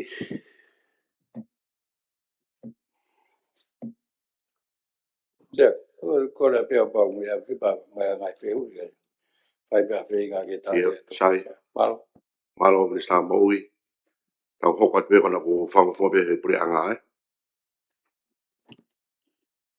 Otu pe popo. Pea mai hapai Kamu mai tau. Kamu oi ke komita kato. Se kore peke pura nga ke nau to ki whalawla ko peke tutu nini koe pe whanki mea te mau. Whalawla pe toi malo. Hai minsta ko Ele ke whalawla me mai whakonga na whae pe a whenga ke ta. Malo. sai te tau alu whakakupu e. Alo se. O i pe ku lahi au pina pita e kupu e mea koe ni. Hau papete ke malaka. Ke malaka pe koe ke tau tari whakalu fua ta tolu. Ia o alu pe ke whonga ke tau ngā ue ki mua e. Mea i ki he whauhinga rea, kupulaki, e whe kupulaki viaha mea u mou tutongi ai, ka tau whakakupu e. Sai pe ia. O tuka popo, ia tōta pitu, ia mea ke tutongi ai. Sea. O ko tui pe koe o mau inga ke pore anga pe koe minista une foto mai e lao koe ni ke ne hanga o mai overview ka ki tau tolo. He ku mahino ka ue e whakupupu mo e whakakongonga. Ka koe lau maari e mo intensi mo e whakaukau. Ke na hanga o whakamalala mai whareni. Ele se ka pai pe ki Ia me pe, mau e beni he taim peo e whituna. oe me ne tai ne. E pa pa me te ki ke ta fi to pe ke se a koe whamu ke aha ki se niti o ku tawhataha ai no tānaki pia mo ai ki ngau e aki ke wheniriwa ke ea. Koe toi tani mi whoku tak te hei kai project ke. Ka koe whamuia e wherewa pau te tau tānoa ke ngahi partner, pe kore ngahi tau pe koe World Bank, New Zealand, Australia. Pe whahakua tana tolu o kia e whainga maari e ke mo invest pe mai se niti ki tongani. Pe lawa leo whahasi o ki ai hano wahi wahi. Whakatatau ki hangahi kore e whai mai ki e potungau e koe ni ai mei teki. Ai apa koe koe tūtū lewa koe ni koe ngā ke ni hanga seti mai ai ngai whaunga ke whai aki ai hano whakalere. Wakau ai pia mui hae sino koe ke ni whakalere aki mono ngai tūtū. Koe sai te ke toki ai pia hawheu ma ke ai ka koe hui ngā pia wai whai paanga. Set up ke whiriwa ke ea, pia kono ai ene ngai tūtūni hono ngau e aki pia mono toka ngā i koe aki se nit koe nit.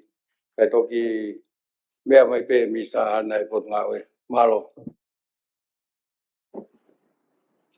Ei pare mea a ho, o reka e tōtō nene a whetōna, na ki whai ki mai pe mista mo ui, mea mai. Mea mai pe pake hai ai tōtō ni, o hi ai toki a wheu e kau me mi pāke. Koe se, kai watu ki whamara no. Tapa ki whaituna sepa mo hau me mi pa e komi kakato. Koe tutun whika tolu a eni wawhi wano. Ai au whai pe whamaro ki he komiti whiri riwaki ea pa mo e komiti lao ki he ngai whatonton koen ko tari i he whengawe aki pa mo e office koen i a AGO. Koe attention yare. Ai koe ngā hiriu koe ni whawhu mai pe i he reporti koe ni ai komiti. Tumau ke pānga pa mo e whiwhiriu ake ea sea. Ko whi takpeto anga ki he tutuni ku mahino pe pui toa tutuni koe ni kumatunga ia i he lao nai tari he wharen i he wafe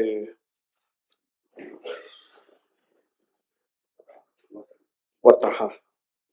Pa koe tutun koe ni na e talhono tari ana he wafe wafā. Pa koe ni toka katoin ki whahuma ngā koe ni. Koe fund koe ni, pe koe fund nai whotu he lao o matunga ia i he ngawe a tongani ki ke tau matoaki ai ngahi wheririu ake ea ma ngai nunu a kovi e whatamaki ala hoko ki a atakai.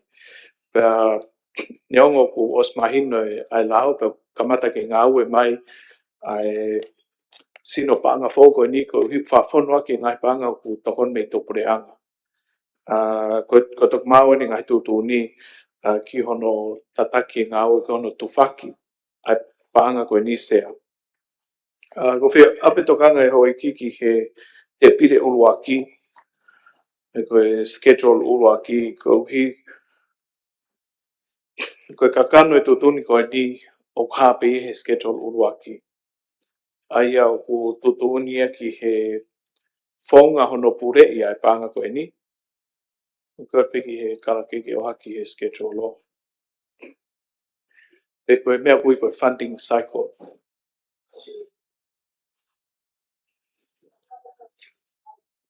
Koe, ai koe te pire uluaki tutuni o ku nehanga whamatale rei ai a ngahi mea kou i he kakano ai tutuni. E wha taimi o takai ai poroseki ki he sino e pānga. Ai koe uluaki pe, koe uluaki koe taimi kou ku whanongonongo ai ngahi te whtoi ka weinga lalahi whawhonua, pe koe ngahi priority whawhonua. Ma tu onga ngahi priority koe ni i he kupu whika whito e te whtoi lau. Ai une whaiwia ai e pare mia i haloto ke kapneti ke whaua ngahi priority. Pa koe ngahi priority koe ni whatatau ki he lau ai fund ko pau ke whai hono wakai, pe hono review, i loto he tapu e ua, hono ko tope. Koe hui koe ngahi priority koe ni ai pure anga, e ririu peo makatunga ke whie mau o e aho. Pea koe matunga hono ua o ne tataki a hono whatu ai ngahi priority, pe koe ngahi ka weinga lalahi whawhonua, o ku to oia me he palan ngau e whawhonua kui koe JNAP, pe koe Joint National Action Plan, ai au tau lorotonga i he JNEP hono wā o tok osia ke wāwhi wa walu. Pea I loto pe he JNEP, pe ko Joint National Action Plan, o kia ngahi palani ngā ue ai o mau inga ki he ngā ue tū loa koe ni pure anga ke tau whea mo ngahi hao koe ni ai whediriu ake e au ne hanga o whatu ai ngahi whaingata tau te whito ke ni I koe nofui mo tū o tū lawe ngofua. Ka pate tau hokat pehono mui mui ai schedule urua ki os hono declare ai ngahi priority o whotu lewa whika ua ki ai whataha lahi piko annual general meeting o whia mau ia ke whahoko ia tō tahe tak. Me ai lewa o ku hoko hake lewa mea kui koe MC piko meeting ai kau ngau e whakateknikare ko hono whatwhatia ai ngahi palan ngau e ke whawhai ngā maarie ke ni I koe tēnā kore toko ni. Me ai te vai au ki hono whao koe o patse ti e mahino le pākou whai ngā maarie ke apply ki ai a ni koe ni plesita. Ya nima koe ni I he whai timeline ko tau whatano ki ai sea koe ni koe ni tēnā tohe o apply ke accredit nā tō. E nau hoko ko ha kautaha ko tari ke o ko tari e o plesisita ke tari ke nau whai kore ke he panga koe ni sea.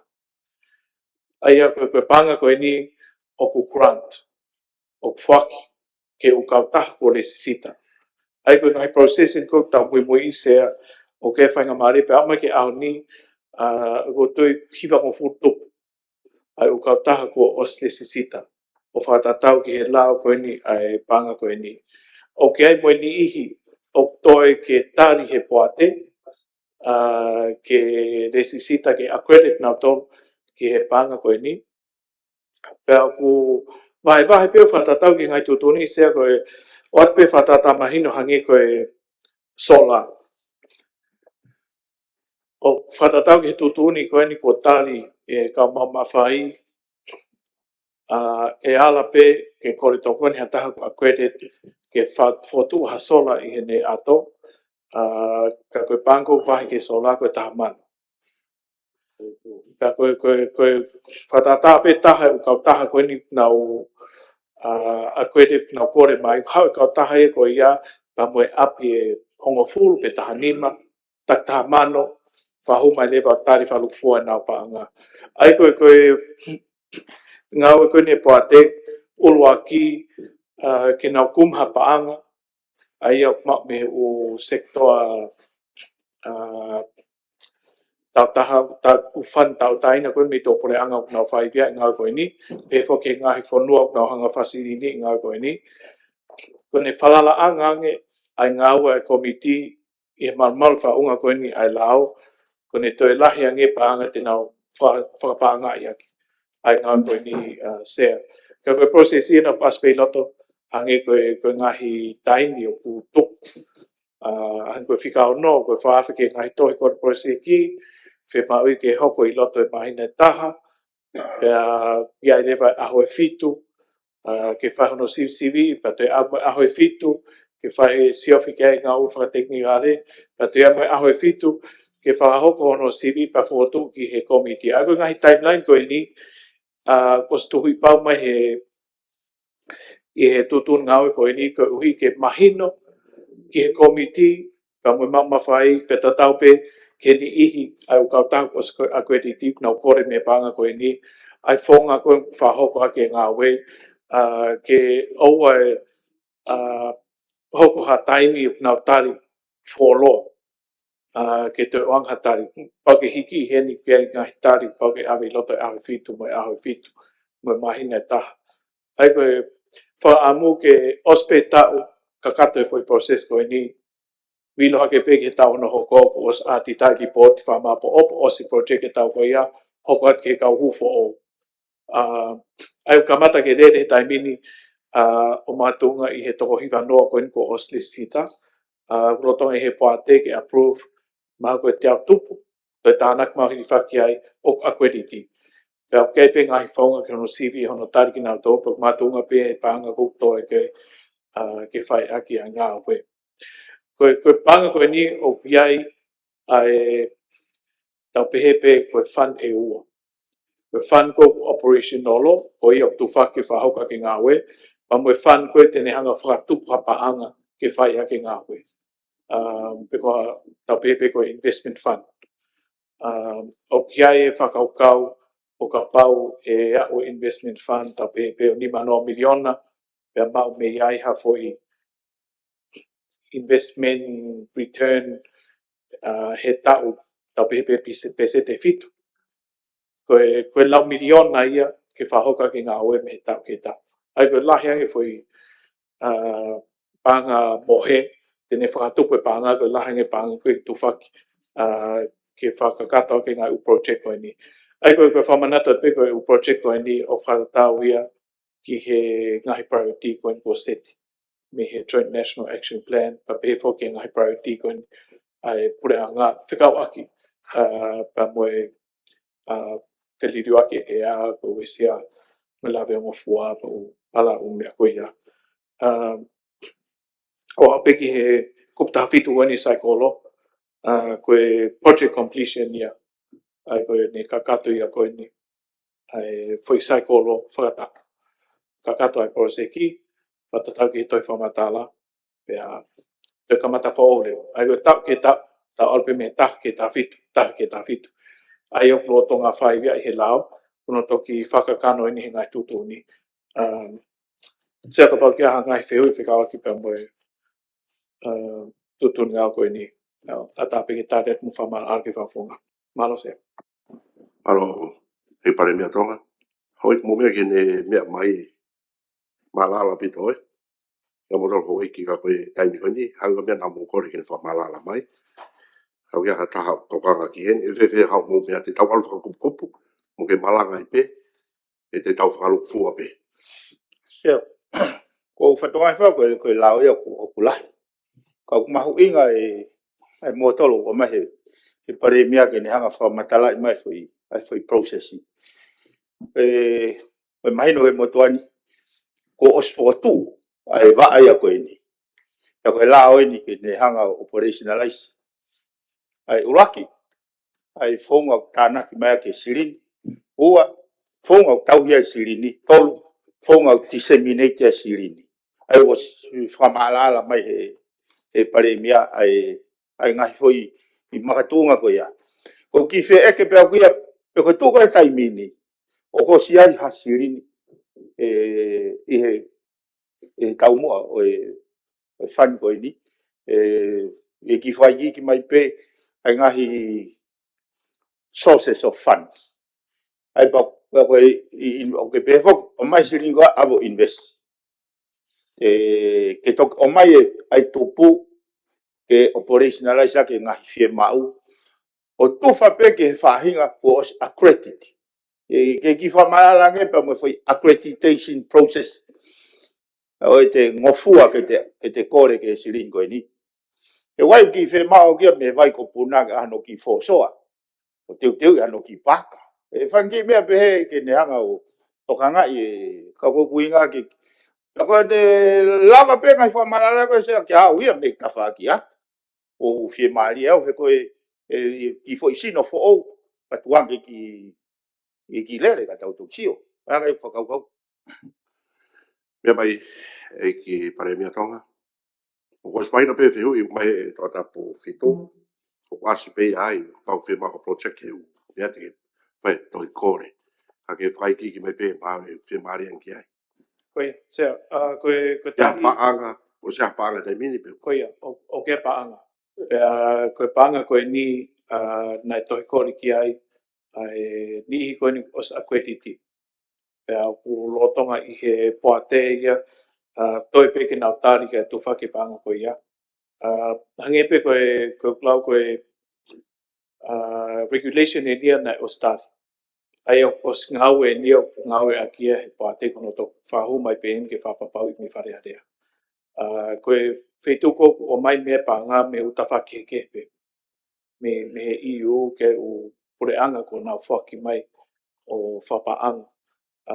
Oku kiki o mauloto ai lahi pa ngā kau plau miliona. Pea o whafofo peo whatatau ke policy ai lahi pa ngā koku disperse o whatatau ki ngai project koen ko os whahu mai ke tari. Ko tui peo o stari ngai project koe ke tau ni. Ka koe tokone a peki he whawhonga ko uhiu ke ane whakaukau ke whahu mai ne kautaha ke a koe titi. Koe qualify koe ki ai peo ngai whia pa o i he tutun whika tawha ia sea.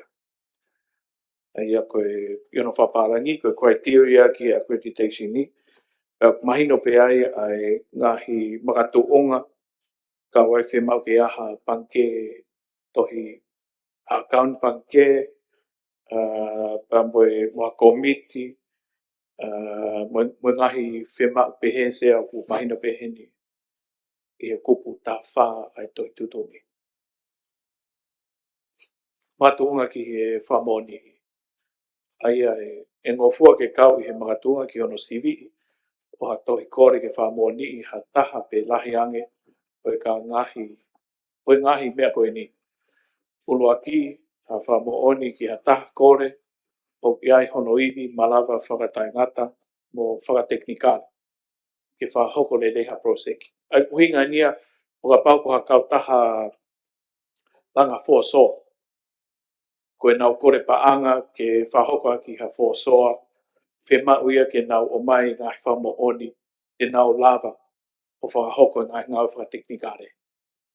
Ai koe pe te nau ole nau tol o whai ngau koe ia. Ma ai ka inga pe koe whetu koe ia. Ai koe matiu ki ave paanga koe ni ki he kakai. O ave ia ki whahoko ke ngau e ma ai kakai. Ai koe ni ihi koe ni whakateknikare. O ka pau nau loto pe nau tōria i ha komiti whakakoro. Qualify lewa komiti a ko ia. O ka pau ko ha kau taha tau taina peu o mai i ha koro pe tau pehe peha whahe ngā whiri.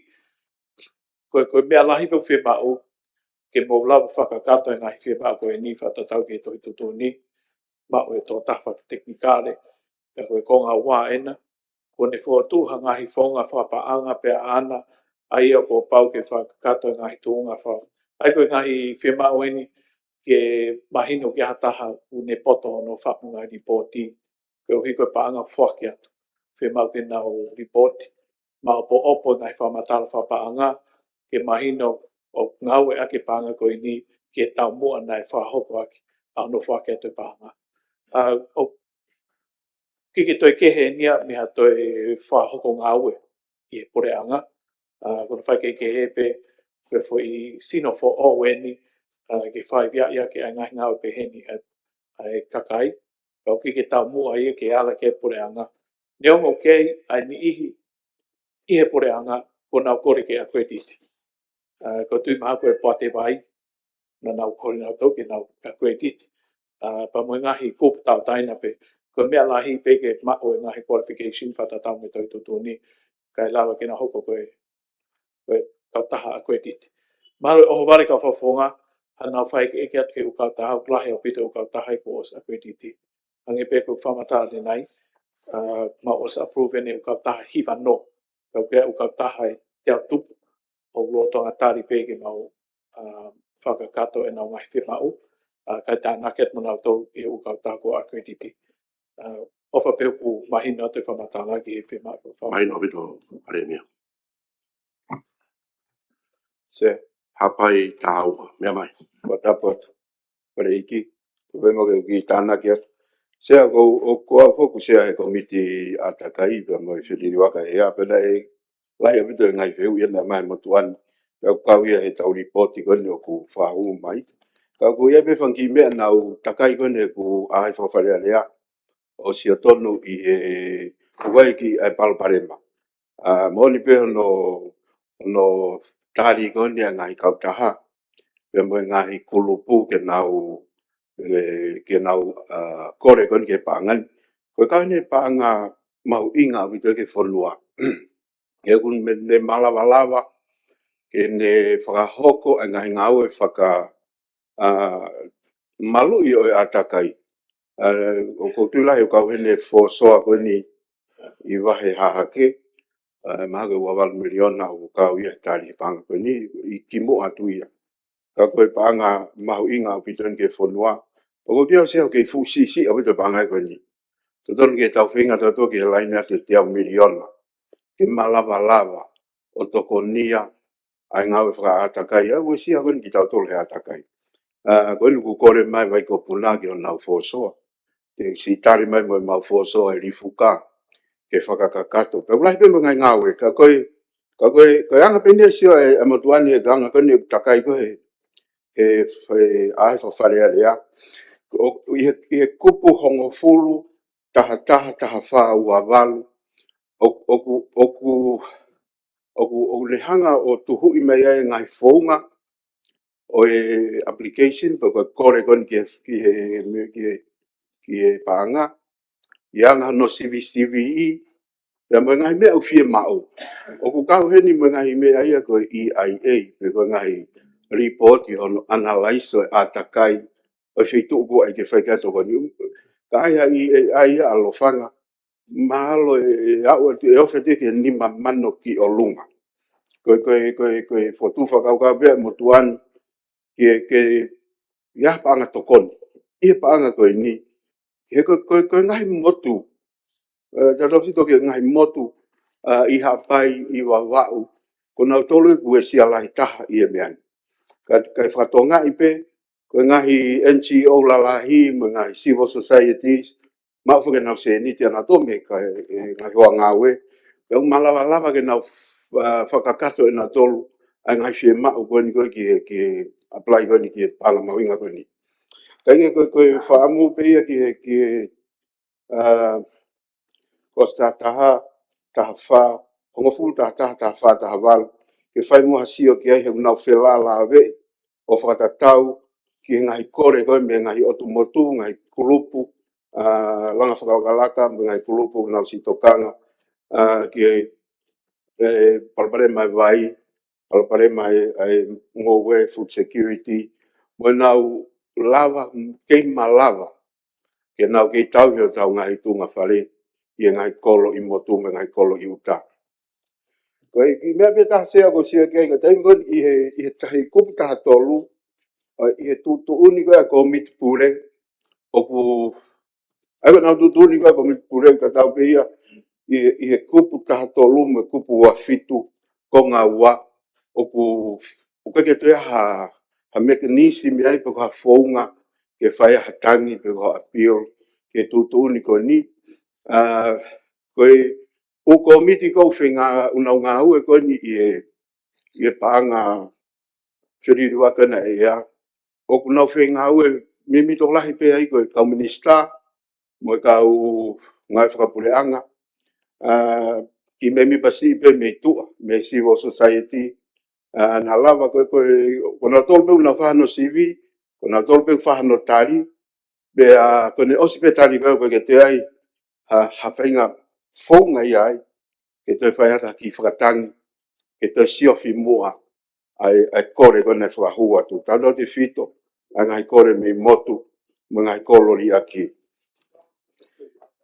Koe whakausi pe sea,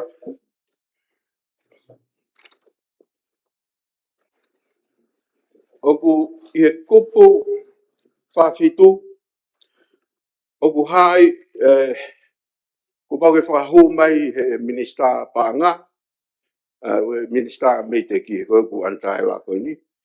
I he ne whelotoi pa me minista paanga, ai kore ke wharearea ha paanga. Ke whakahu ki he paanga koe ni, tau paanga whiriru waka ea. Ko kore pe au, o hangeni a fo I fotu mai pe ke rubber stamp pe wharearea, ai kore paanga koe ni. Kai ai hangai mga tu unga, kau ai a ripoti, o ngahi ngā ue ku osi whakahoko, e paanga koe ni ku osi, ia o mai ai me atita. Mai ai me ripoti a atita. Ke mea ke wharearea. Bea nau mea ke ngā ue ko whakahoko ke paanga. Koe tu koe ni, koe ki lopu ko si atita e paanga koe ni. O ko toki hu mai pe nia e foi, e tau foi tutuni ngā koe ni, ka koe si holoa pe ne kiri I lere mai na paanga. Ka koe ia wai whakaamu, ia taimi o whakahu mai whainga kore pe paanga peni whare area. Wahu whakataha mai mo e ripoti, o e ngahi ngaue na whakahauka ke paanga koe ni. Ka pehe ki he ripoti a atita, ke toki pakate fito me ia. Ai tutu ne whare area ki ono tuanga tu hapaanga, ke whahu atu ki paanga mau inga koe ni. Malo sea. Hapai tātolu. Tamu e vitu na sea ko E ko mai. e o whanga ngai whatapu o whatapu e whareni ka tā mō koe whamari e ni ke o hoko tai pe e isi tatau. Ko tu pe kia koe mea ena mā hoa ke whahoka tu e hapai tāua. Whikawaki pia mo e lao koe ni. Ko tu pe ko pōpō ke polokalama koe ni. Ai lele e programa koe ni ki he ngai wāhinga. Pena e kau e motuani e resi sita, pena e tāri mai. Uwhi kore kau e pare mea ke isi atu mua. Nei e ki i project ki nei whahua tu e motuani whikau mo e wāhinga. Kei ki motu e tolu, koe ka na uhila. Koe ko whanoi, ko Laki ai tau fui la oi. Pea. Ai tau tutoni ka tuku whai ho kore. Ika uinga ko uelua e pēni ke Toki whai ho kore. Ka ke whapipiki pehe fui e tau tutoni. Malo sea. Malo. Watu, pio, mea pai tō tapu wha. Ope mai e petuna tsea ka pe ke komit ka kato. Koe foi lao peni te urele ato e sea ka kua kore. Yo, oia, malo tō tapu wha. Malo se ua ki peko e whamaro ke pare mia. Taha ni e lao ne mautari ki ai ke e he tutu ne mautari ki ai. Aonga, popou. Kono inga ke kakai po whamaro ate e pare mia. Ino whako mai koe kore whamarala no peni o whahoko atu. Kono inga koe mātu ak mau inga ai paanga ko ni. Mahino pia no whotutu e whonga kore ke paanga ko ni. O kui kai koa paanga no molo ke takatakai pia ki kulupu ngoue o mā kore ki ai. O whakapapau i au pitoi e lao kakai mo nau pui tua whakateknikare te nau lawa kore ki ai. E ko paanga lahi au pito. Lau miliona. E mahino pia sea. Ko ene pehe o ave peto kangai mo tu ani ki he tukunga o e tau tea sea. E koe ngahi tau tea koe oku hā i he tutuni ko ania koe kupu ono wā e sea. Kore pene pe tokoni mā kau ngā ue. Koe ngā ue hala aki e paanga plo se ki pe koe ngahi nau. O ku kupu e tolu, si e tolu e kupu ono wā. O ku tokanga pe sea ke kupu si i ua. Ai koe kupu ono ua, kupu si i ua. Ai au pehe. Ko hataha aku ne mau i ai tutu si ulaki o lunga. Ai koe ngau hala aki a paanga plo se ki. Pe koe nau, koe paanga pe. Paanga me nau. Ko pau ke ala mo ua i haane hala ia ki hia. Pe ko pau ke ala mo ua paanga o au ki he. Taha mano. Pe koe ngai popula ke paha taimi o au ke mahina e taha ua. Pe whakatou osi. Ko ku kore sea kono inga pe ku whenā pasi pēne ku kore whamarala e paremia. Kono inga ko te whito i lao. O ku haia i he kupu whā o te whito i lao sea i manaku. Ai koe tutu ni whoke ni o mai koe ni o pai e tau tea koe ni. Ko te whito i lao o ku hai ai tau tea. O kuna ki ke si sea. Ai koe kupu whā ia. Ai koe offenses and penalties ta tau pe moin koe ngai hia me ngai tau tea. Ai au pehe ai.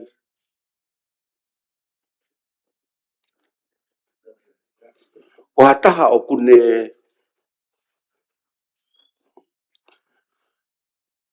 koe tuku ai.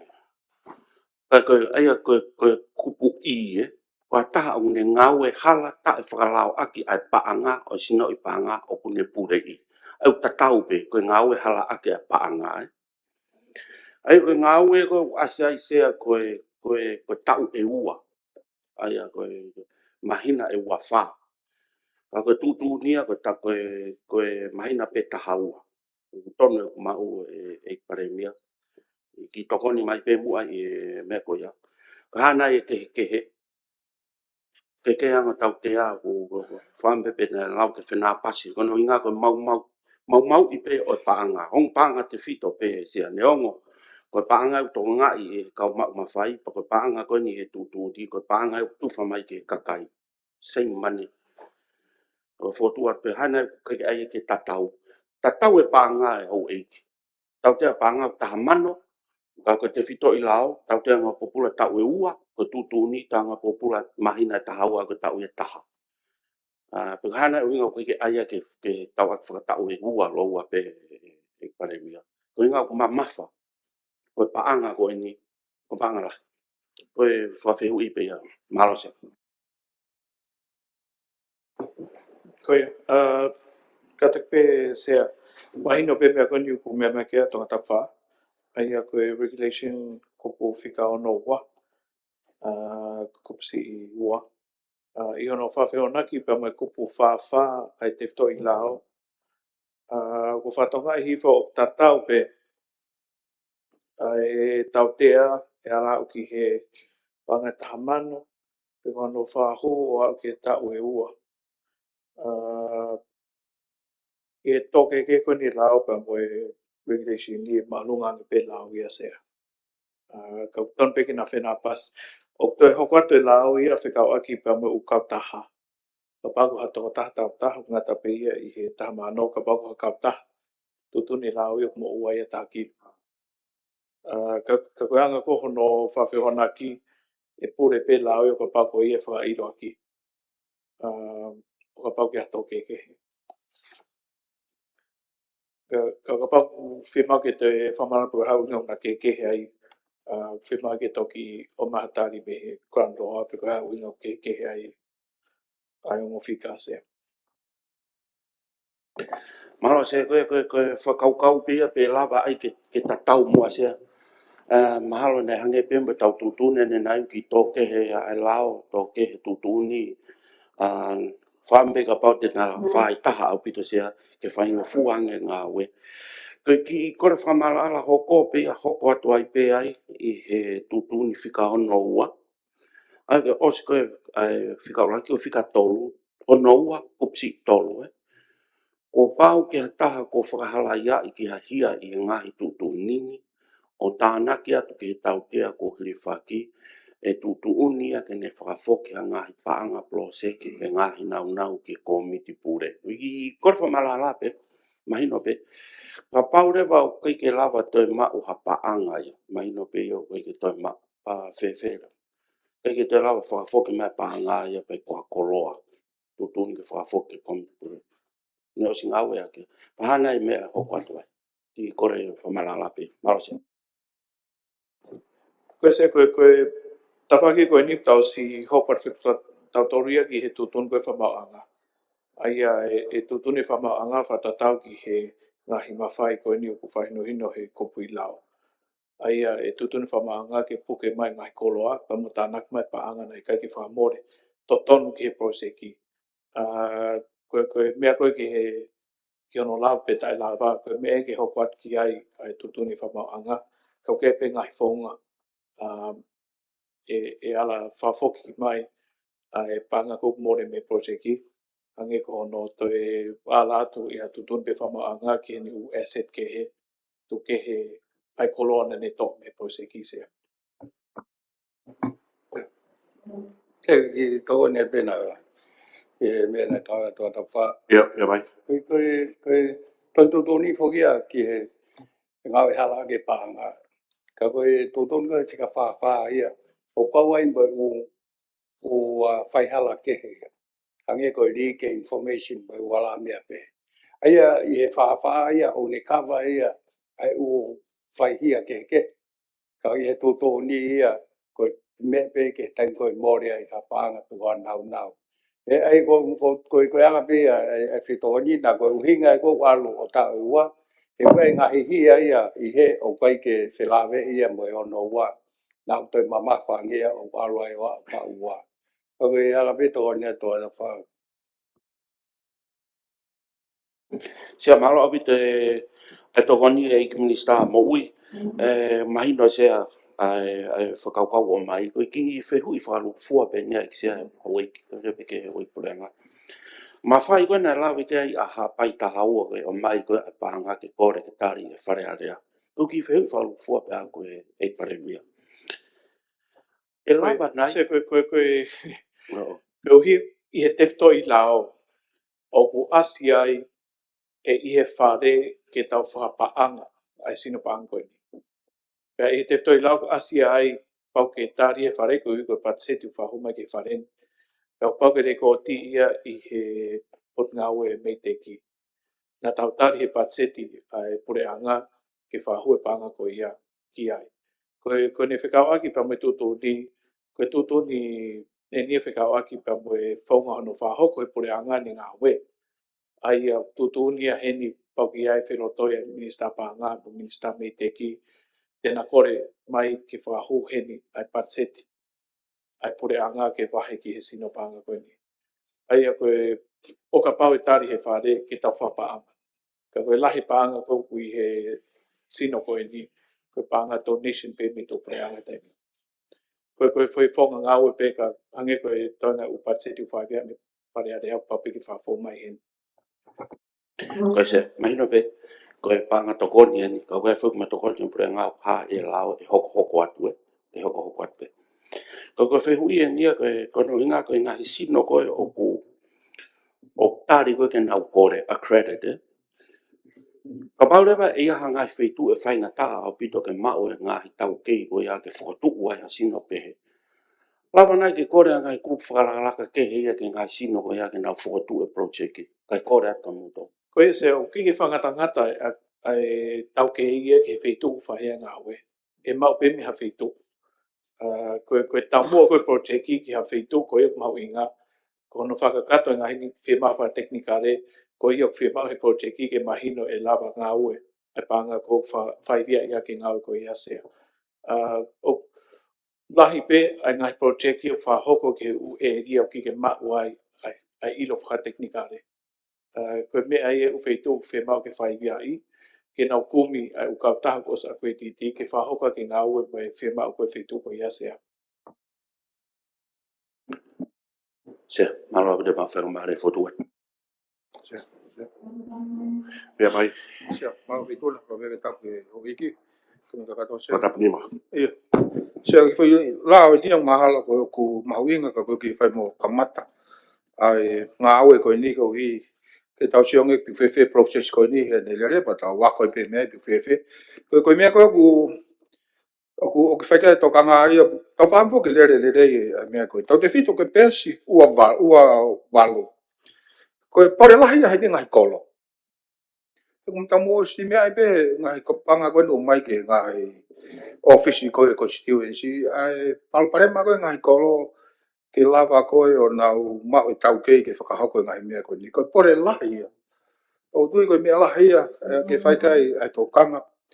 Ka kokore ana tonu ke i he kupu tolu fitu ke whakakawa tu ki heni mo ofisa wharearea whafofonga. He ko hite lava tokoni heni. O asi pe ofisa kupu tolu fitu. Asi no ofisa kolo ia pe mo ngā pe ko hai pe beneficiary ki ai. Ka ko tu e tokoni lahi heni ai ngahi ofisi. Mau tolu ko ni mau te maulava tokoni mo ngahi mea ko ia. Ke tokoni ki hono whenga ke tanumaki hake ai mateuteu koe ngai kolo. Ke ngai mea koe ni, ko hiku mau nof tau nof koe ni tau slave i pe ngai kolo. Mo ngai tōkunga koe ia, ko tu nau whaama na lava whakahu he kupu tolu fitu. Ko hipe ke mea. Ke tokoni ki hono whakahoko o ngā aue koe ni. He ulahi apito e whemau koe ke report koe ni. Osi lakamata pe hono mai project proposal pia. Osi koe ia pia alua e whanau whakahako pia wakai pa reporti mo ngai mea pe hega ko wai pia uhi ke ki wakai.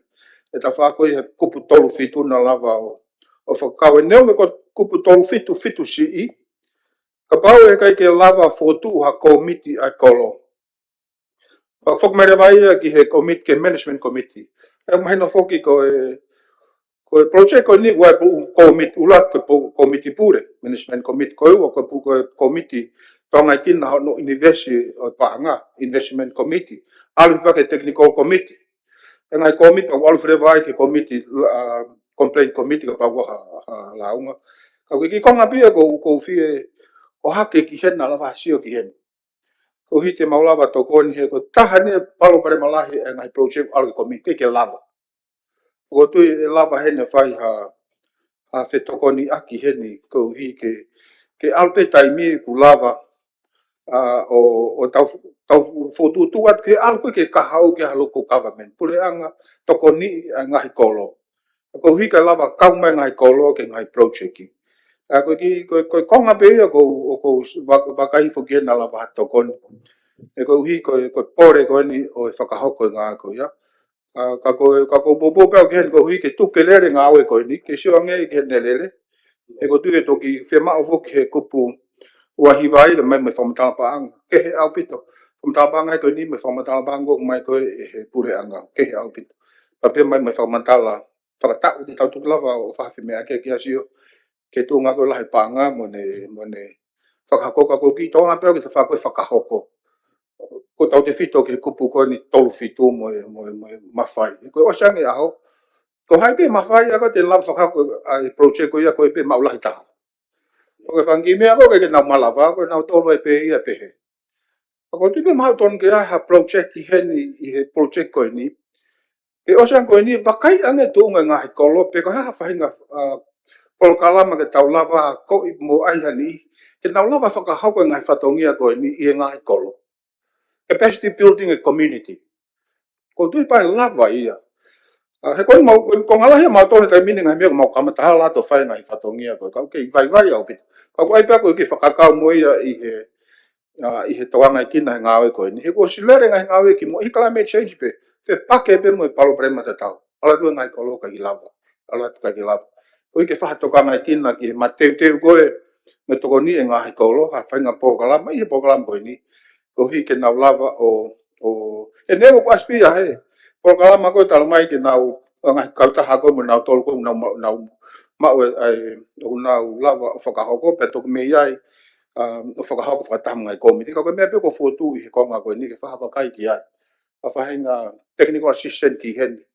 Ko hi ke ne lava wa atu ke ngahi kolo ai mawhai koe. Reke ka ko popo peo ke hui laa koe ni ke tu ke lere. Ko hi ilo peo ma tole whei ngatu. Mau I mu ai me whei ka mai ke mapaanga me mu ma te ni ke mai ni. Ko tui ko whainga maari ene ke lere. Ko tui ko popo ko ki konga peo ko lawe au ke ta whakahoko ngāwe. Ka popo ke tu ke hoko ai ngā koe ni se mala. Alo. Mau se. Koe mea kotoa kia ia tonga tapu nima. Ukia ne mooni. Koe sino mau inga ni ki hono siofi mo sivi mo whamoni e ngāwe ko upojeki. Ai au ku o ka pau te keki whotu he kolo, hanau komiti kolo. O tuhui pau mahi tutuni koe ni ko pau ki whotu ia. Pea hange koe ngahi lakanga ko whotu he toi tutuni. Se au mau tutuni pe mato ki he mau kakai pia mato.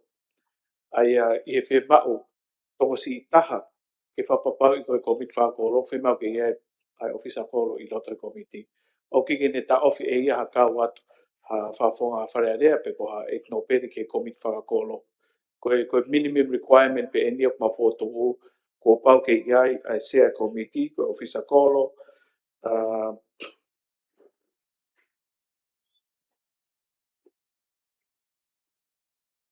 Pamoeongo me mipa I he komiti ko ha whewhine, whemau ke whiri e nau sea.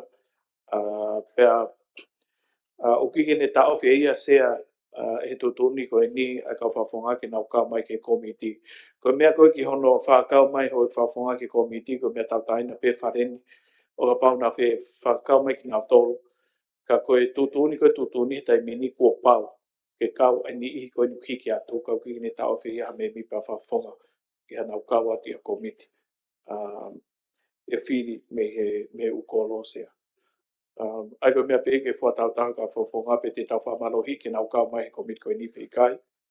Pe koe tuwange pe uhi o tunga kehe. Ai u wahenga mo na u komiti whakolo sea. Ka koe hange pe ni hafo minimum standard o 4 to 1. Kai toki lava recognize pe I loi. pure anga whatatau ki ngai tutun koe ni ke panga se. Malo. Mea mai ki ngopere whikau au tangatapu. Ko pe ko whanga te ngai whatapu a whakio. Ko mi ka katoa sea.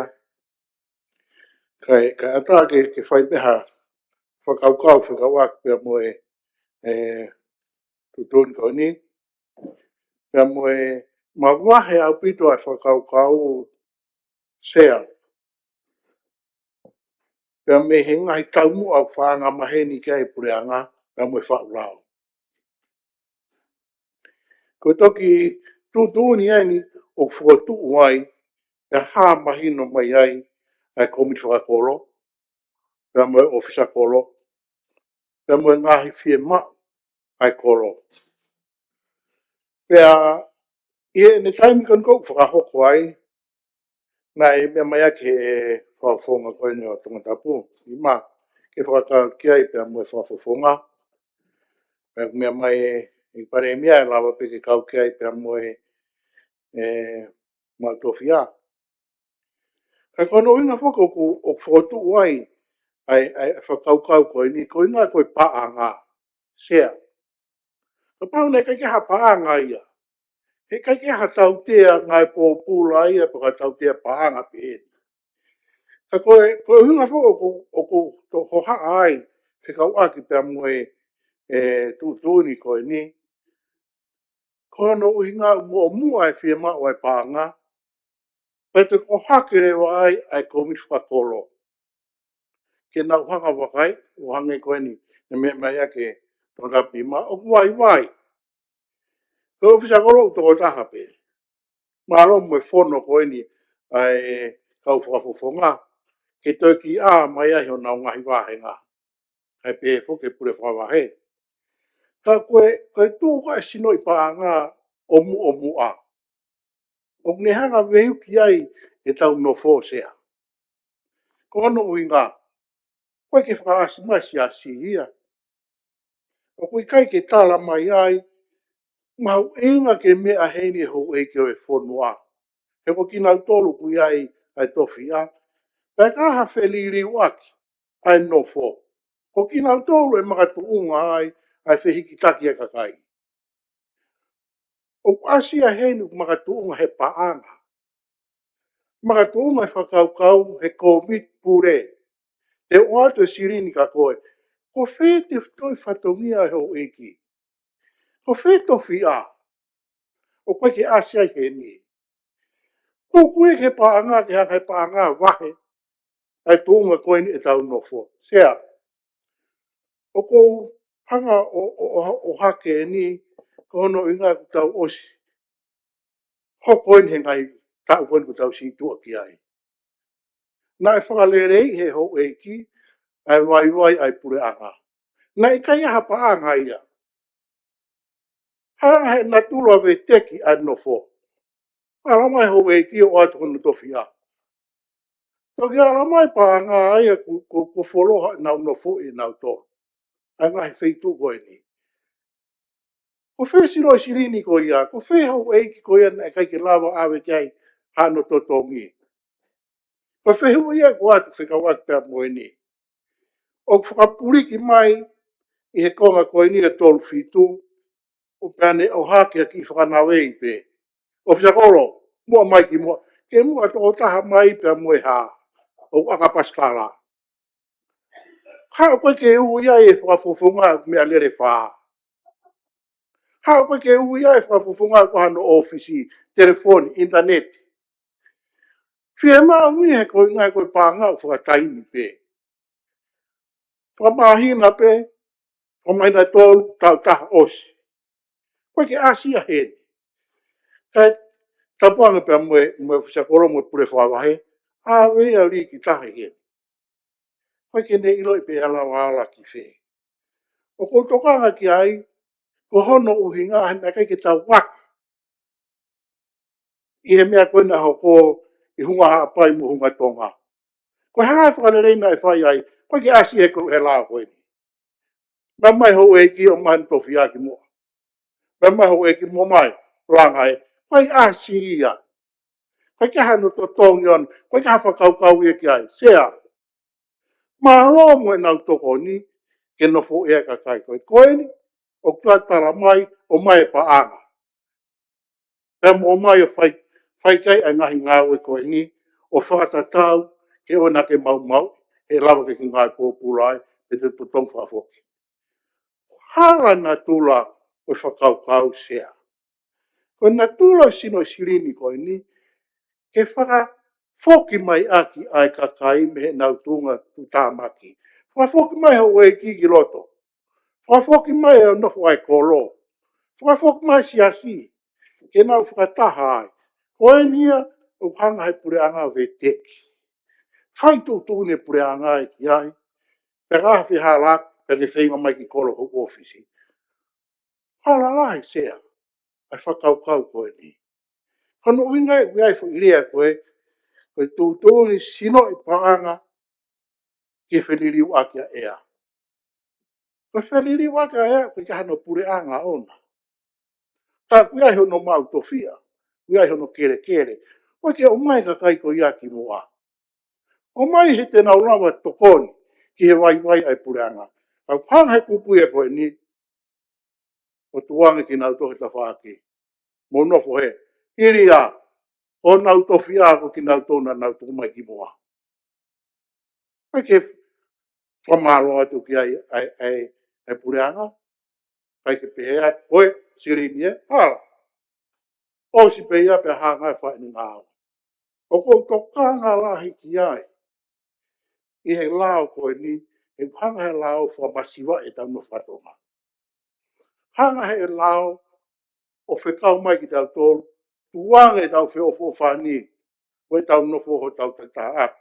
Ngō tuanga ia, ngō tokanga mai, e tau i tohi mo e tau pāanga, o inga he koe mea e tene tau koe kāu. Sea, paki tau pe taha tau e u au hia sirini a koe ni. Tau toi whoki hake peke e tau nofo motua, e tau whi ina se aki mo e tau ofa. O ku kai ke asi he lao koe ni. Pea ku masiwa e whonua i ngai whakaukau koe ni. Tapau pe mo preanga. Pare he mia, ka une hanga ve teki e tau nofo. Une hanga li e kina e tau nofo. Koe taimina e paha e koe mo ngāwhi. Nē osi mai ka kai o nau nofo horo he uap keke. Nē toki mahino pehe taimina tuwangi mai ai. Rini siata ho no tofia. E hiki maha no kai ngā. E mi atata ki ai. Malo e ne ofa. Tuwangi mai e ne awhio ho no tofia. Ewa hiki mai kia mango. Koe ke asi ia i ngai whamatala koe ni. Asi mai ai tu ki mua. Koe pa anga. Koe pa anga koe tau no anga e sea. Te kou kore atu. Whane rei e ngai kupu koe ni. O hange koe nei whai ate kore. O mai ki ai mui kakai ke. Ke nau kau. Ngon pe mea ia e pare mea. O ata. Koe ke tohi ia ai. O ata. Tohi o ata pe hau ke pe kai. Kai mahino o ata ki ai. O puhinga pe whare a. Se ko nga kato. Pe kata pe o whahamawhanga. Ka puton ke toi whakaleirei. Ai tūnga koe ni. Kono inga koe ke tau tatau ai. Ke wakai a hapai, ke wakai te mo. O ni wā. Nā e ai ngāwe nai whahe taina tsunami ai ni wā. E tatonke mai kiri po to ia, whapipiki mai hen. Whamena hoko na nau hiki mei lalo, nau o nofo ki o lunga. Nai tō whiha na nau nofo ai. Nai ngari nai tō lahi an, e nau hiki maa nau toki tonga tapu. Whainga tā ia hono kaka ki o lunga. Pea koe tō lahi ki nau tō, kau tō reke reka. Sea, koe ke o mai e ngahi. Whaile ko ia me mea ko ia whakakau mai ke mahino. Koe tōnga ngā we, ke e tau kei whio o whaini pe, koe ke tōnga i e paa ngā tata. Māro sea. Kata koe ko whamana ala pe mea koe ni ko me mai ke no pere whapapa piki se whare rea. Kau ko mama o pito nia me ka venga whotu at me he tau mua sea.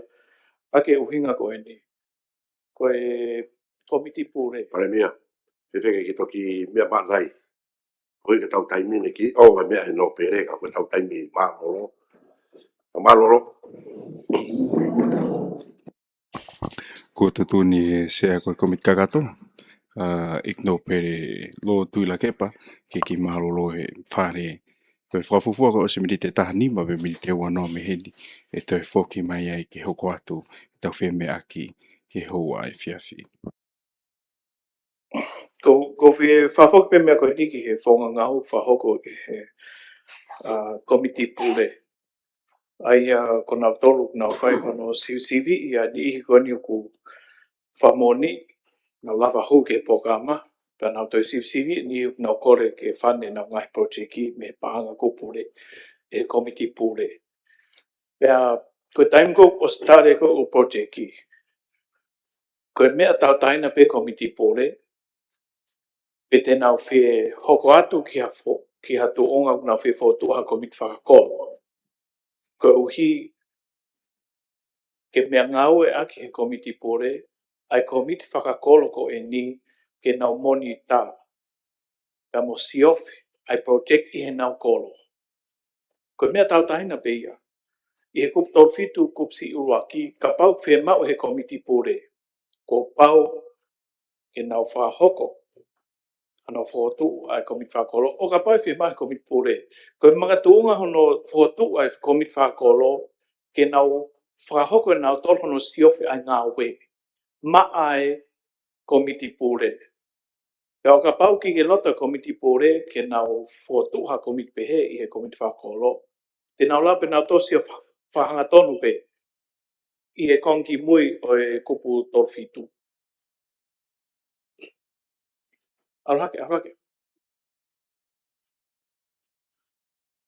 Neong ai totoni si i uruaki, ka pau ki kai whotu he komiti whakakolo, he komiti pure, ko pau ke whahoko e ngafa mo ngai whatongia ko ia whakakolo e he komiti pure pe.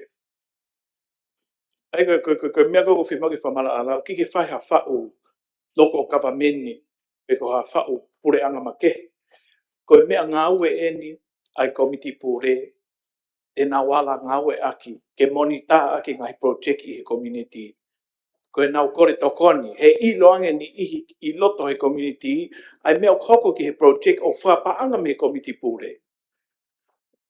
Ko mea koe ki he kau me mipa, o ku lava pe ke kau ka whawhonga, ko uhi uruaki o whawhatongia i he komiti pure, ai ofisa kolo, ke ne whau mai ai komiti whakolo.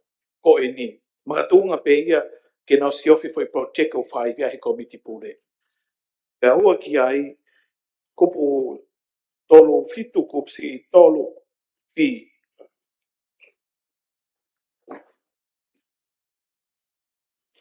Ofisa kolo, hatoko taha o ku monu ia me he projeki o nofo i he kolo.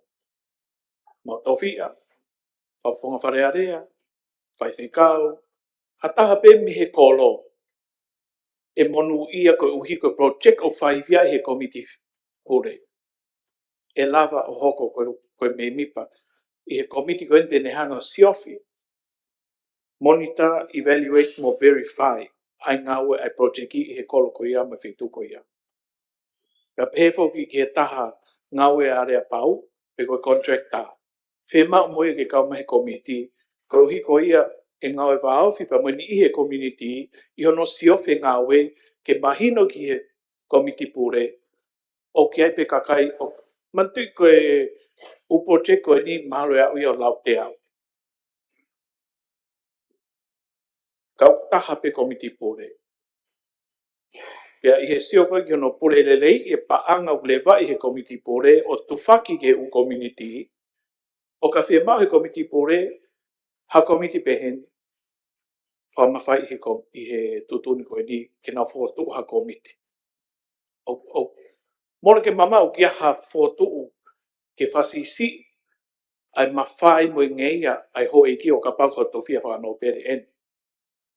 Pe tu whakatawa aki ai ngaue ai kau whawhonga wharearea ina uwahinga whiri. Manti ko mea ngau e pe enia.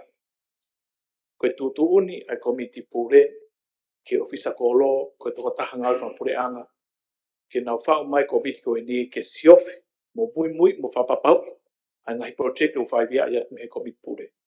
Ko mea ngau e pe ni komiti pure pa kha pe o lunga ta ta na pe komiti pure pe na foto ha komiti pe hen pe kai. Pe te na sia fanga ton pe na to project ki.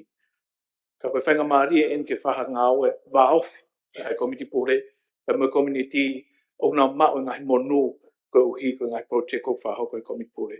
Ko fa mara ala pe ia ki he kop ko ni se na to hal o fai ha fa sino ma ke i kai. Ka pe ni ngai me ngau e ma tu ngai pure de rei e pa anga ko fai via e komiti pure ke fa ho ko i u ko ko ni se malo. Se tama fe dona ki fa ha pe mo ai. Ko ta piva pa ko ma ta po fulu. Ko fa o la ia ko ni ko fe ma o ia ki ke al ai me ko ownership. Alu ke ngai ko lo.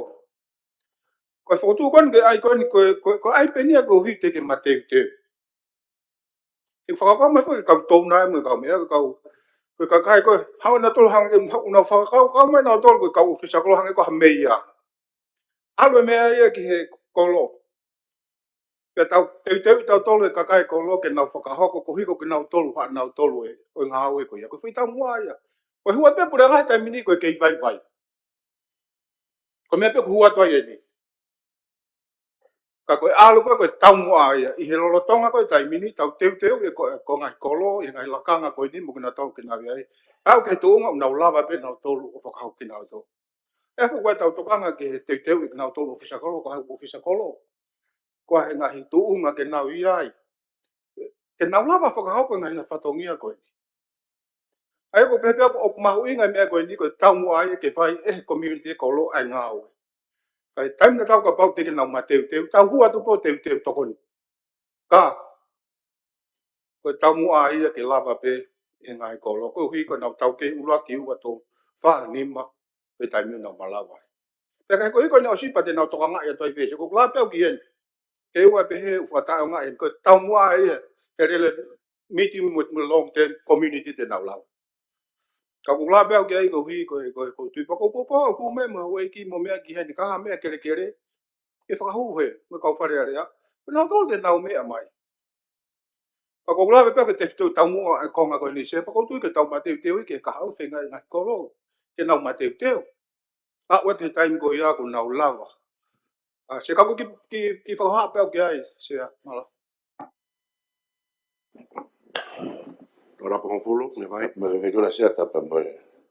Tama piniska ni pa me e me pa ko ta kato. Se go foto ke pe ua ko to ange me nei. To ange fa fo no per fika ua to tapu ko chef. Me fare ale. E ke te au o moni abite me to ange no per. E vakai mo to ange ke anga tau faunga fra politikare. Pa mo tau fononga ke ka hausa. Mai no peka te mea mai ke pare mia. Ka koe tala noa tu ni sea ngahi hausia e hala fononga na maufou mai ai. E ngahi project pe heni pe kou whai efe mea kise. Nau si kamata foke ke ftoi lawe ko ni he ua noa ua taha. E hau mono tūtuni he ua noa ua wha. Kana eos kamata whakahau ko whatongia pe he taimina tari e te ftoi lawe. Koe te tala whatata pe o wahenga.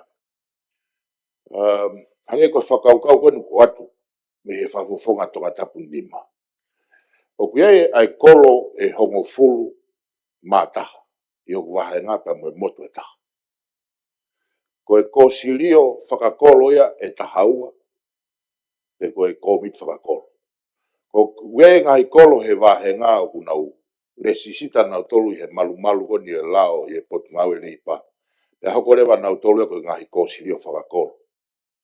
Pe koe ngahi tu koe kolo koe ke le sisita ai. Pe hoko pe ia koe ngahi kōmit whakakolo. Koe taha whake ngai whatongia ai mātua he ofisi e wahenga. Koe whakasio ha ngahi monu ia. Whakatatau ki he ngahi fie mau. o ku ho hake me ngahi tū kui kolo e wahe ngase.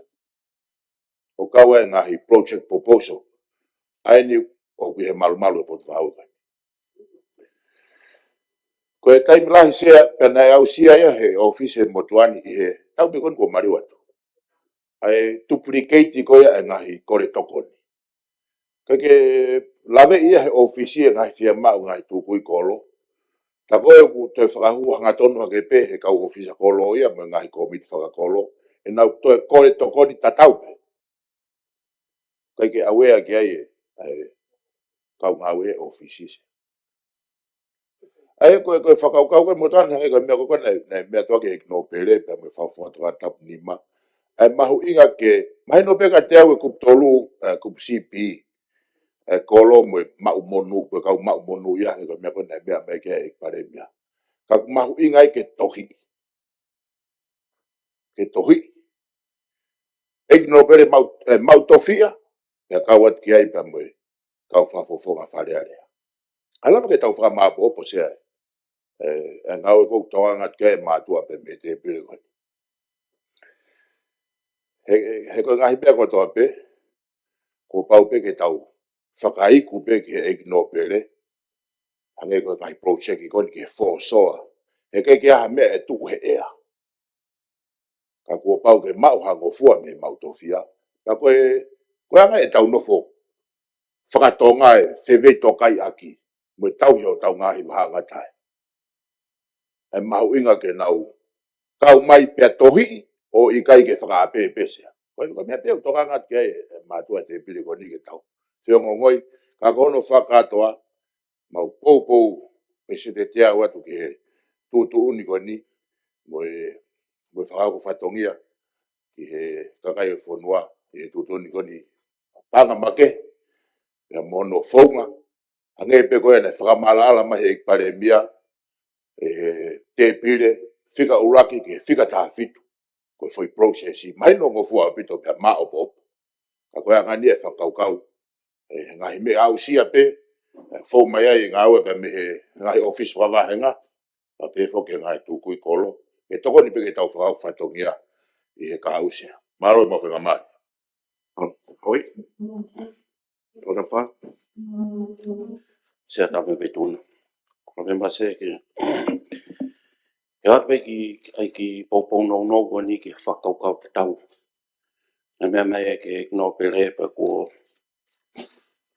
tatau ma tonga tapu ni ma pe tonga tapu fu. Whakaukau ko ia sea o hanga he ngai lao ko nia o whakae ai tūkunga o ki ai koe ai ngai nofo whakakolo. O whema uia ke omi whakatahatahi a ngai mawhai pure he revolo whakakolo. He biai ofisa kolo me ofisa whakawāhenga me whakafofonga me eiki no pere me kautaki loto. E ai pe ngai taimi e whema uia ke whakatahatahi mai ki nau tau ke nau tuu whakataha e taimi uia ngai ngau e lalai. Whatataha pe sea.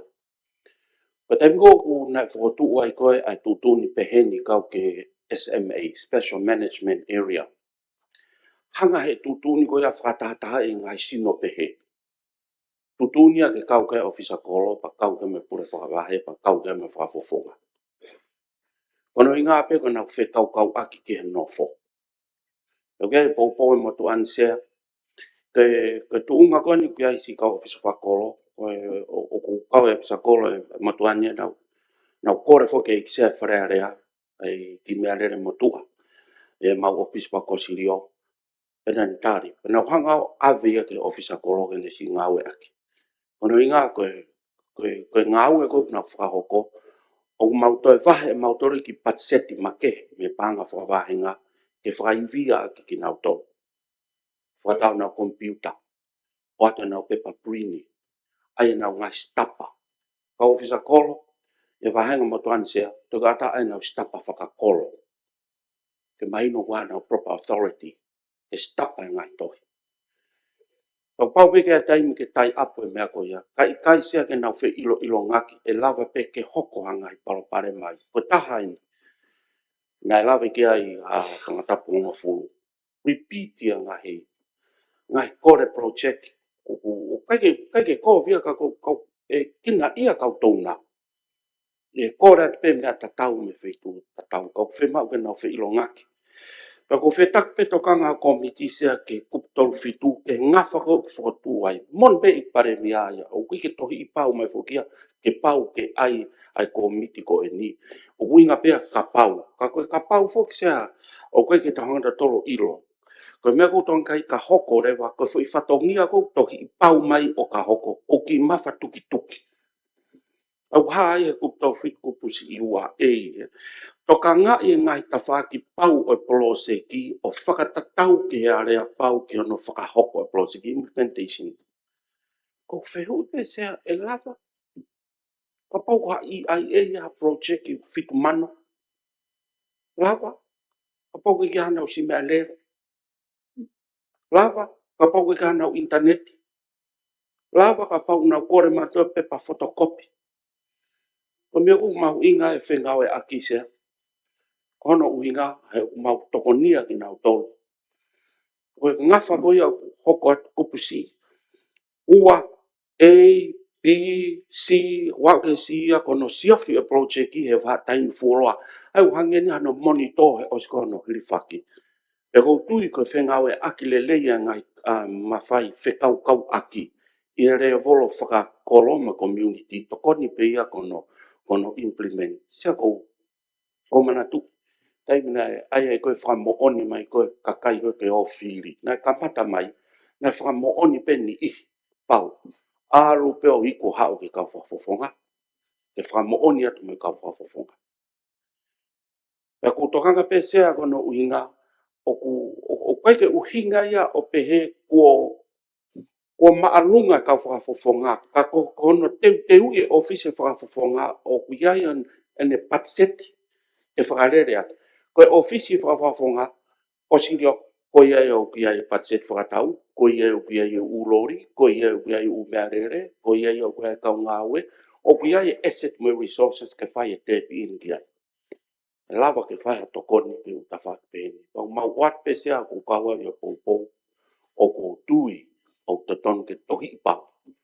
Koe hou e kino pere ia, koe tau kapat pe te taulanga sea ha whare, kumi hufanga taime.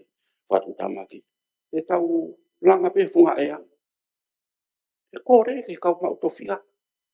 O whi mau ke nau kau mai. Ke nau hanga mea e mea goia. Paka pau uri se kere o tau pehe nima. Pea os pa fokia ki ai. O fokia ke no pere. Fokpe ke no pere. Ako e o tu umahu inga ia sea. E kau ani I goia. E whaka opo. A kakai. Ko inga ko e mea ni whikau aki pa moe. Mo climate change ko foi alunga ko ni sea ke liliu ia e alu pe ke whakalala e ka hau pa mau inga ke mau pou atu ke whakapapau i o kutono no whakawai sea pa koe pou atu whakatu ke kupu koe anga hingoa pau koe ia ton ke kau hau ikno pere ton ke kau whakafunga pa whakakau ma kau takilot pe sea malo sea ma whakamai Malo, wata tapio wha. Sea, Mea mai mahino pare pe mea au tonga. e whamalanga ni a tonga tap wha. Peko mea nuk pehe. Hiki ma whamalohi a taki kau e ngau koe ni. O kike tok maa e ngau e a komiti koe ni. Peko mea peho e ki ka pauna whekau ai pe whakau atu he komiti. Koe mea koe ki hono Ai pe, pare tohi mea, e hange ni pe ko sea. mea kono ke mea ki upsakolo. Koe, Koe mau tofia. Pea ka pau ke mea ni mau tofia, pea na whafonga. sea, koe pure anga ma pure pe matoke o visa kolo. Koe wik matofia, koe nau loto, le lei pe ki nau kau mai, koe nau kau mai ia. Koe winga, koe tau hiki peheni e kno pe matofia. Whamalohi e kno pe ke kau mai whataha. Kau ka pau kongo fure u proteki e ne tofia, e hongo fure u komiti u kau ki ai. Koe taime no pere, te tau hiki heni o ka pau loto e o no pere a hon ke nau kau mai. E o kiko ha mea e nia u tō mama e ala kau ki ai. Koe kau me mi paku o pau. Ke nau kau ki komiti koe ni. Kau ka pau o e whiri he no pere ke o mai hane whafofonga. Ia nau whiro toi pina toi no whai kōlo. O ata pe he tu lo toa. Koe mea pepe ngesen ki tau tutu ni. Ki ha whaahinga o whamalohi ki nau kau ki ha mea, nei ki nau tohi kore ki ai sea. Pe iaha mawhai e pure anga ki mau whamalohi, ha tah mau tofia ki nau kau ki ha komit whapure apa.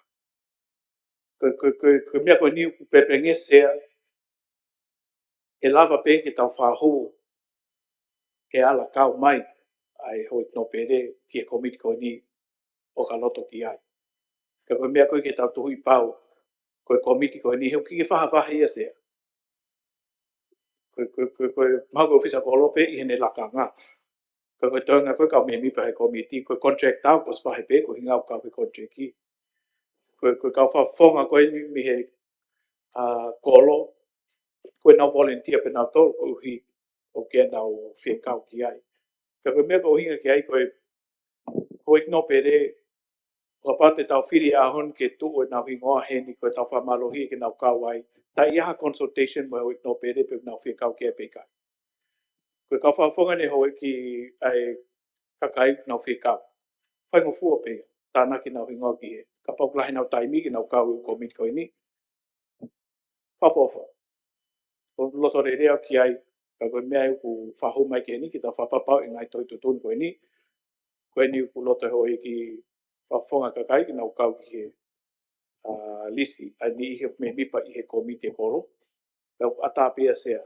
Koe mea hono ua, na e iai e huhu pe koe whauhingai, ai whamalanga tonga tap wha, koe kau mai kau whafonga, he una o mai nau toi nau nau. Se o hape kupu ono koe ai tutuni ki he komiti koe ni, karake o hake kupu ono.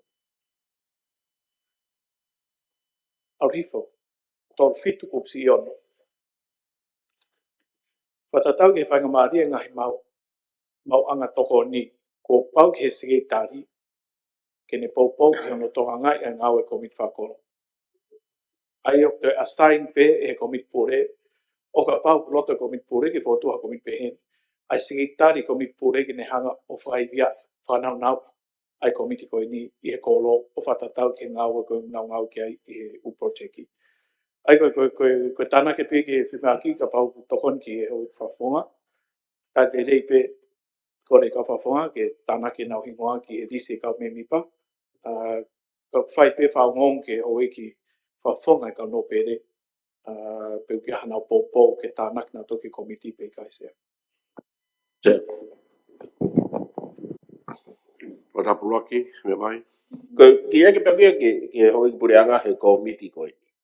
He kuhange ko taimi koe whai e malanga koe ni a ka whafonga ke whakakau ai a oku uhinga ke ngā au e whakamahenga whiri.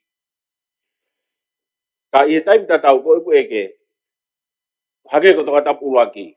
E lawa pe ke komiti kehe ia wanoa pe whia. O nau whau e nau project o mai. Kai ke pehe ia ke nofo hafo i malu pe koe kōsirio. Tua ke peha ki kulupu ia, o whau e nau komiti, pe nau whakahoko e nau. I he whahinga whakakaukau tatau pe koe mea e whiriuri ake atakai. Ka taku sea koe ukautaha pe o komiti pe o akretiti. E nau lava fo tu hanau project. Pe o ka pai tari e nau kore, ko tau taimi pe ia e ala fo tu wai ha komiti kolo hange koe ni, o ka loto ke he komiti pure. Ai koe ngahi kautaha koe na mo komiti ke mea mai ki ai, o ka pau na akretiti. Nau maa na toi monu ia ke nau whahoka. Koe ngāia, o ka pau lawa pe o akrediti ha komiti hoko fulu. E kei tari ko toa pe meha feitu, meha wahenga whiri e taha. Koe mea komiti pure ke nau lewai lelei, nā lava pe ke iaha komiti e taha ke nau pure hau project e whia. I he o ka pau koe feitu pe taha. Ka oe duplicating a wesea. Koe, kono mea na iai ai komiti tonga tapuloaki, koe mau aku he ni koe mea whelawe ia mo e sabea. Pena ka uai mo e whahinga me feitu ke.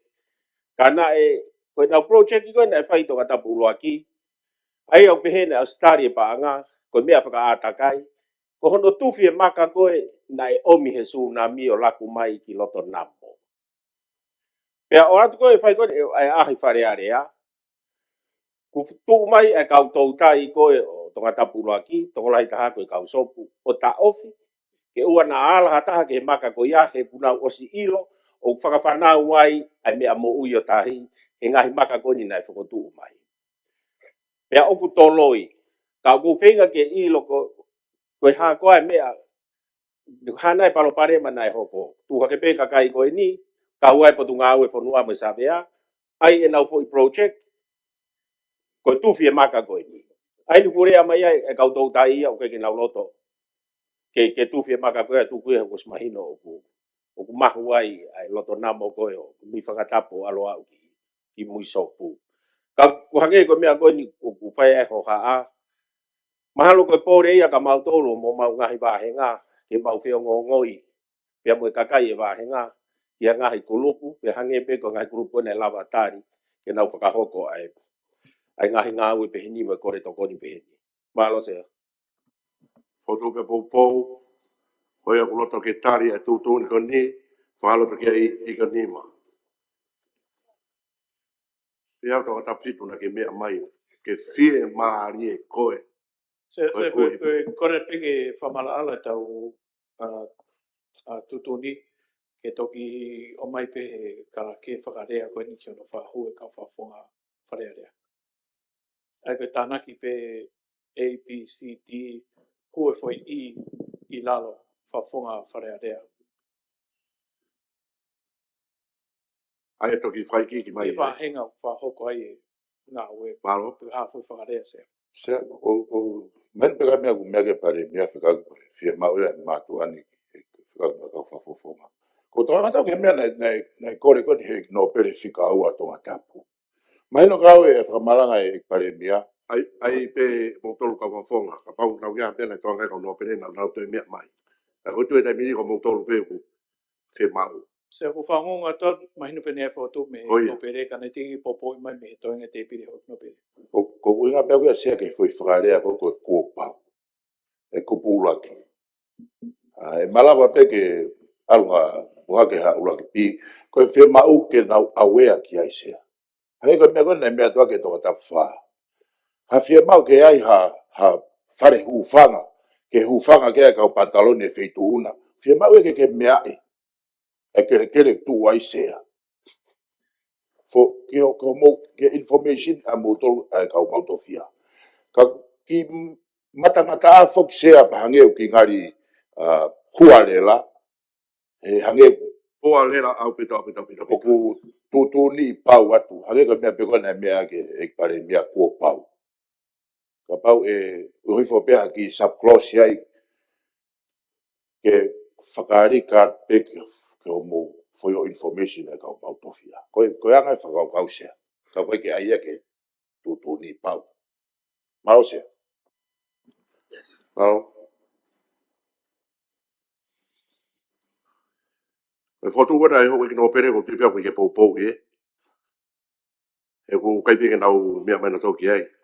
Apane kwa koe no pere whika ua peo hao tau tau. Tamu e ki whaimana i mi. Tamu e sea mo e tamu e skao ni mo hoi ke kongi kakato. Ke mo tuania mo e katuki mea mama taki. Nel vai whakotu u. No pere whika waki. Ka ke mo tuania o tatau pe ia ke te au. Hange koe koe mea koe e pare mea koe tu uia koe. Ua se atape e no pere ki ai. Koe ngai mea koe whika waku mua kere ma mea ma tofia kia project ma mea. Koe kai mea anga ma hen be se. Ka kwa ngai ko miti pe ko haki i ha whalukonga ngai kwa mea. O whe maa uha konga kere me no pere. O ku nau lere mai o whakahako pe no pere. O ku hoko pe ia ka whai pe fui. Koe ki uingai ke tohi no mea. Ka koe ke moto ane. Ka pau koe hanga mea ki pare mea o ku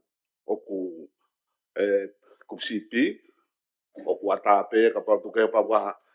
Ha project kia o ku mahu inga interest ha no pere ai ko inga me ya ku fu pe ku pu CP o ke ko mit ko ya ke de muy ai ngai pu to mai me ka ke ta wi ku kwa pa ku mai mo tan ka ko te ta tau pe ka te ka pa me ai o kia ka o ko ke to wi ka ke te wi e se ya ko ka ma Malo, pada situ. Fas mereka tahu pauti. Ise. Malo sea. Mahalo. Kia te au sea. Koe isi mahui ngai ne o hake i he whawhunga no pere. Wanta whigau e tanga tapu. E koe taha ni ngahi mea ko whaatara noa ke tau tara noa i isiu he funga te pire. O wai ke utui koe lau maari o e whakaukau na neo mai, koe kau mai ke komiti. Mahino ka te au e u whamalangat me ta whaki koe ni ke whekaukau akta mo e. Mo e kau whawhawha ngahi project o hoko he wahenga. Koe isiu koe o te kei ke ulawa reconciliation. Isi o o mai he whawhawha no pere tonga tapua, whekau aki mo ngahi foi mea mo oni koe ni. He hoko ai whakatamaki, o ku kau e ngahi tofia, hono vete palo parema, kau kai lawe ai tutuni koe ni, ki he benefiti. O tui maha koe mea ia uhinga ki ai, o kai ka pau kai koia, tau kai kahano uhinga. He kohono mo ni he ku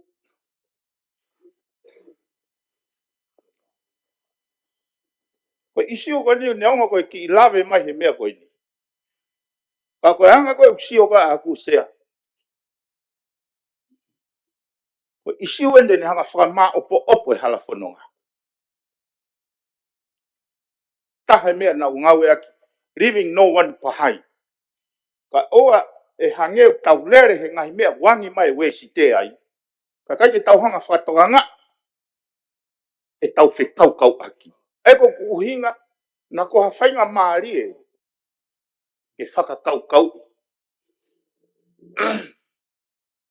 He kuhinga le rei ka te au. Koe osi koe ai whakatamaki. Ai ko kuhinga e whani koe. Na e vete palo parema koe ahe ngahi, no pere mau tofia. Ka koe ui koe ngai whupanga la lahi e. Nau kai ke whe mau e ke whotu he, ke nau kau. Ka whotu, ke iai ha inasi me fu. Whani koe ni. Ka pau e toki whe mau. Whahinga mea pehe, ko kuhinga pehe, koe anga e ku kepsa ai whakatala noa mono uhinga. Pea koe mea uhinga lere ka au, pea koe mea ia tene whakama opo. Ai langa whonua sea. Koe anga e whakau kau, mea pehe e hou e kipa mo pare mea, ke nau he hange ko kulau o kou tui ke mea kui ko continuous improvement. Awai la polo new knowledge tau wheka i. Koe mea ko hake. O kai ke hongo i o kou whie maari e, ke o mai pe whakau kau pe laku pe ia. He lalo te pire, kai alo pe mea ia ko koe, ta iaha no. Tainga whakaleri, modification. Koe hanga e whakau kau, kai tukai peke whaituna. O hanga ko ku whotua te nai, koe wafo owen, na kuloto pe au ke ki operationalize, ka tau hoko atu no whakaleri. Ka koe, ko hake mea he hange, hange o tau manawasi, he tala noa i foi issue. Ka koe mea mo ni en ko tala noa i, he koe whanonga ni, te tau mao popo ai. Lahe ngahi mea ko hanga ai hake ni patapala sia mo tuan. Whekau aki mo tui ke whakaleri. Koe sio ke tau coexist. O pau ke tau hanga whatokanga e tau whekau kau aki. Kai ua te tau lere he ngahi timani ai we si te. Ka te tau wawe ke tuunga. Kai ke tau te hana to ilo pe ko whe tau to. O ko whotu ate.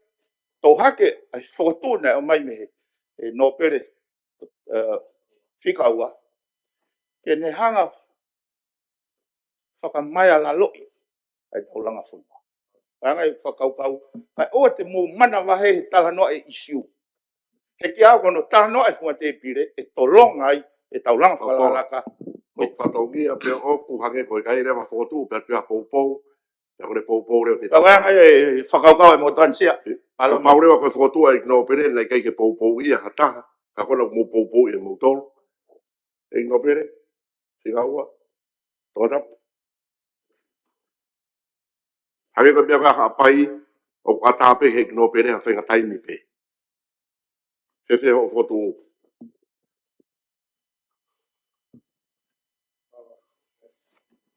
Aro sea. Ki hano kowe kai lawe te hingoa. e whakalahi.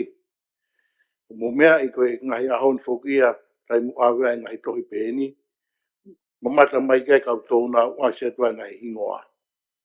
Me mau inga pito ia, me peke ka whafonga wharerea. O kuna au tokanga kono i ngai ko tai mu whai ai whatamaki, tēnā ulawa tokoni, i ka kai whalufua. Ngāo se. Se ko se fika pe fika e komiti ko ni wa pa tana ke ho ikno pere pe mo e pa fonga kakai e hikia ke me toko fa o toko on ai o ka pa ki ke lava ho ikno pere o kau e ke la pe ma ko mu ka ma fa ta ha to nga ka pa ko loto na ke fa kau ka unga pe aku ya ke ai pe fa dea o ka firma ke tupe ke o no pere va pau fe kau ke komiti ke tau tai na pe Ke sai peke whituna, o ka firma. Sia, kape mo fei tula o ki whaa. Mea mai toko tapnima, katau.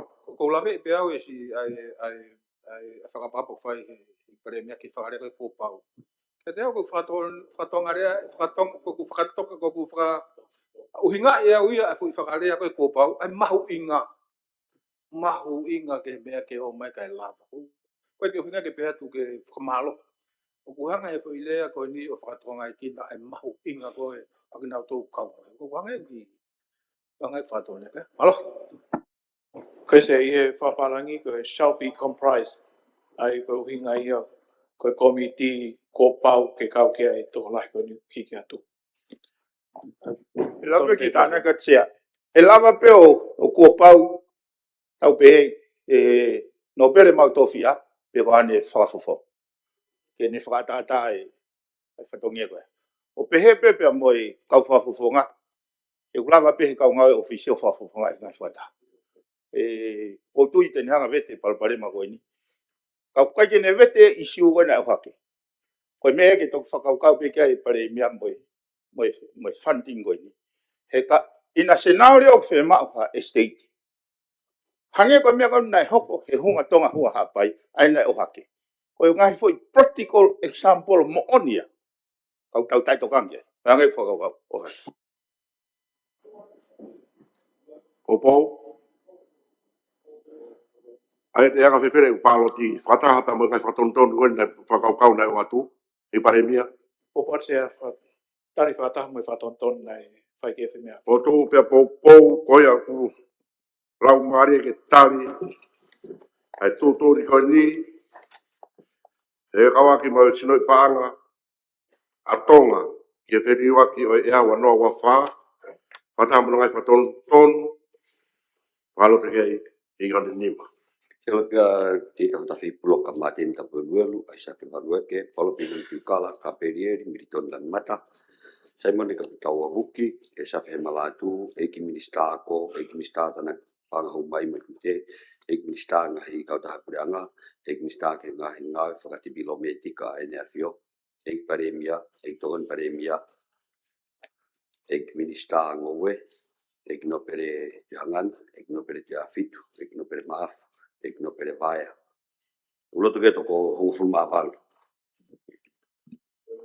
Koe ke lot ke whaamai whakatahi ki nima. Uki kai whakahalo to pehe iksia.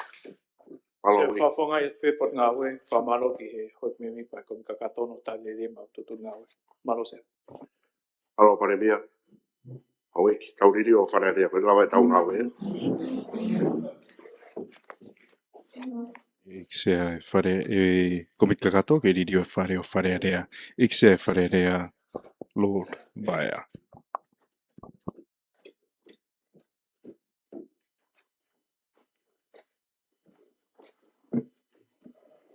E ta whaos. The grace e ki, Jesus Christ, mo ofa tua, whio lau maari maa nioni. Kiri ki tia tōko tō pia tangata. Amen.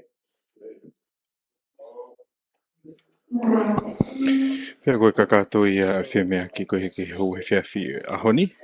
Nei ka mata mai pe fo ke fe mea ke wharerea o tonga he komit kakato. Ekse komit kakato Lord tuila kepa. Hange bina whakahoko ki mua nei o si whakahoko e pāroti ke tutu uni e ua me he fe mea aki ane uhu. Asinita whika whāpointaha tutu uni whika hongofuru e wanoa wano. Ngahi tutu uni ki ngahi kautaha wanoa wanima.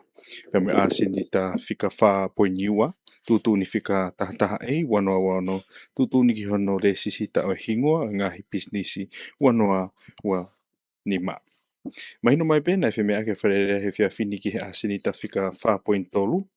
Tutu ni whika tolu e wanoa wano. Tutu ni ke sino i paanga atonga ki he whiririu aki a ea wanoa wano. Aina e tere whakataha a whi mea aki ka moe ngahi tipeiti. Hiko ia pea tutu ni e sea. Koe komit kakato ke whakahoko pāloti. Whakotu pia poupou, ai nei poupou ki ai e toko hongo furu mā wālu. Koe kakato whi mea ki koe ke kongahono ua ngai whi mea ki koe ke aho ni. Pore ruru ke tahawa a kosi wanoa wano hange pe koe ia mō mea ki ai nei ka mata e ngai whi mea ki e whakamatara whakaki iki me he ikpare mi au tonga. No pere whakafanua, whikau aki mo sino i paanga toko ni lau i miliona o ku whakamarumaru i he potunga o mei te ki. Koe ikpare mia foki, o minista i he mei te ki, pia koe uhinga ia nei whakamatara e ki he ne whakaiki ki e paanga tokoni koe ni. Koe paanga e ni o i he lau miliona, pia hange koe ne mea, koe tokoni ia mei he ngahi pureanga, mo ngahi kautaha mei muri, hange koe kautaha mei ngahi whanua o Europe, pange a mamani mo ngahi hoa ngawe, whengai aki mo pureanga tonga. Koe ngahi ngawe o ku whakapaanga mei he tokoni koe ni, o ku whekau aki pe ia mo ngahi whatongia ke marui o tau whanuani me he ngahi wesia lalahi i he whiririo ake ea. Koe ka wenga lahi eni, o ku ikai ngata pe i he tau tokanga ki ai, tokanga ki ai e whanki whanua i ki, kai pehe foki mo ngahi whanua i tua pureanga mama o atu. Kai ke, nei hoko hoko atu e ngahi wheme aki mo ngahi mea kehe, ka te tau foki a ke studio ki walofa ki a koa neti kano ngata ke hoko atu e tau whelawha ki mau inga me wharerea o tonga. Pea koe lapa ka kato ia ngahi wheme aki koe ki a aho ni me wharerea o tonga ka tau ki hoko atu a pongpong e ngahi wheme aki anga maheni. O te whamalo ke tifeti potu ngawe ki muri mo e whakatau aki e pure anga Australia ke tokoni lahi. Kai lava ke whakamafola te programa wheme aki o wharerea. We give thanks and acknowledgement to DFET, Department of Foreign Affairs and Trades of the Australian Government for their assistance, enabling Broadcom FM 87.5 to broadcast live the deliberations in Parliament via radio, Facebook, YouTube, and don't forget our website, www.broadcomfm.com. Malo mo me mai ko open house ia havea mo ofisa ngā whakateknikare me sake wha mo kioa me he wharerea o tonga mo me a.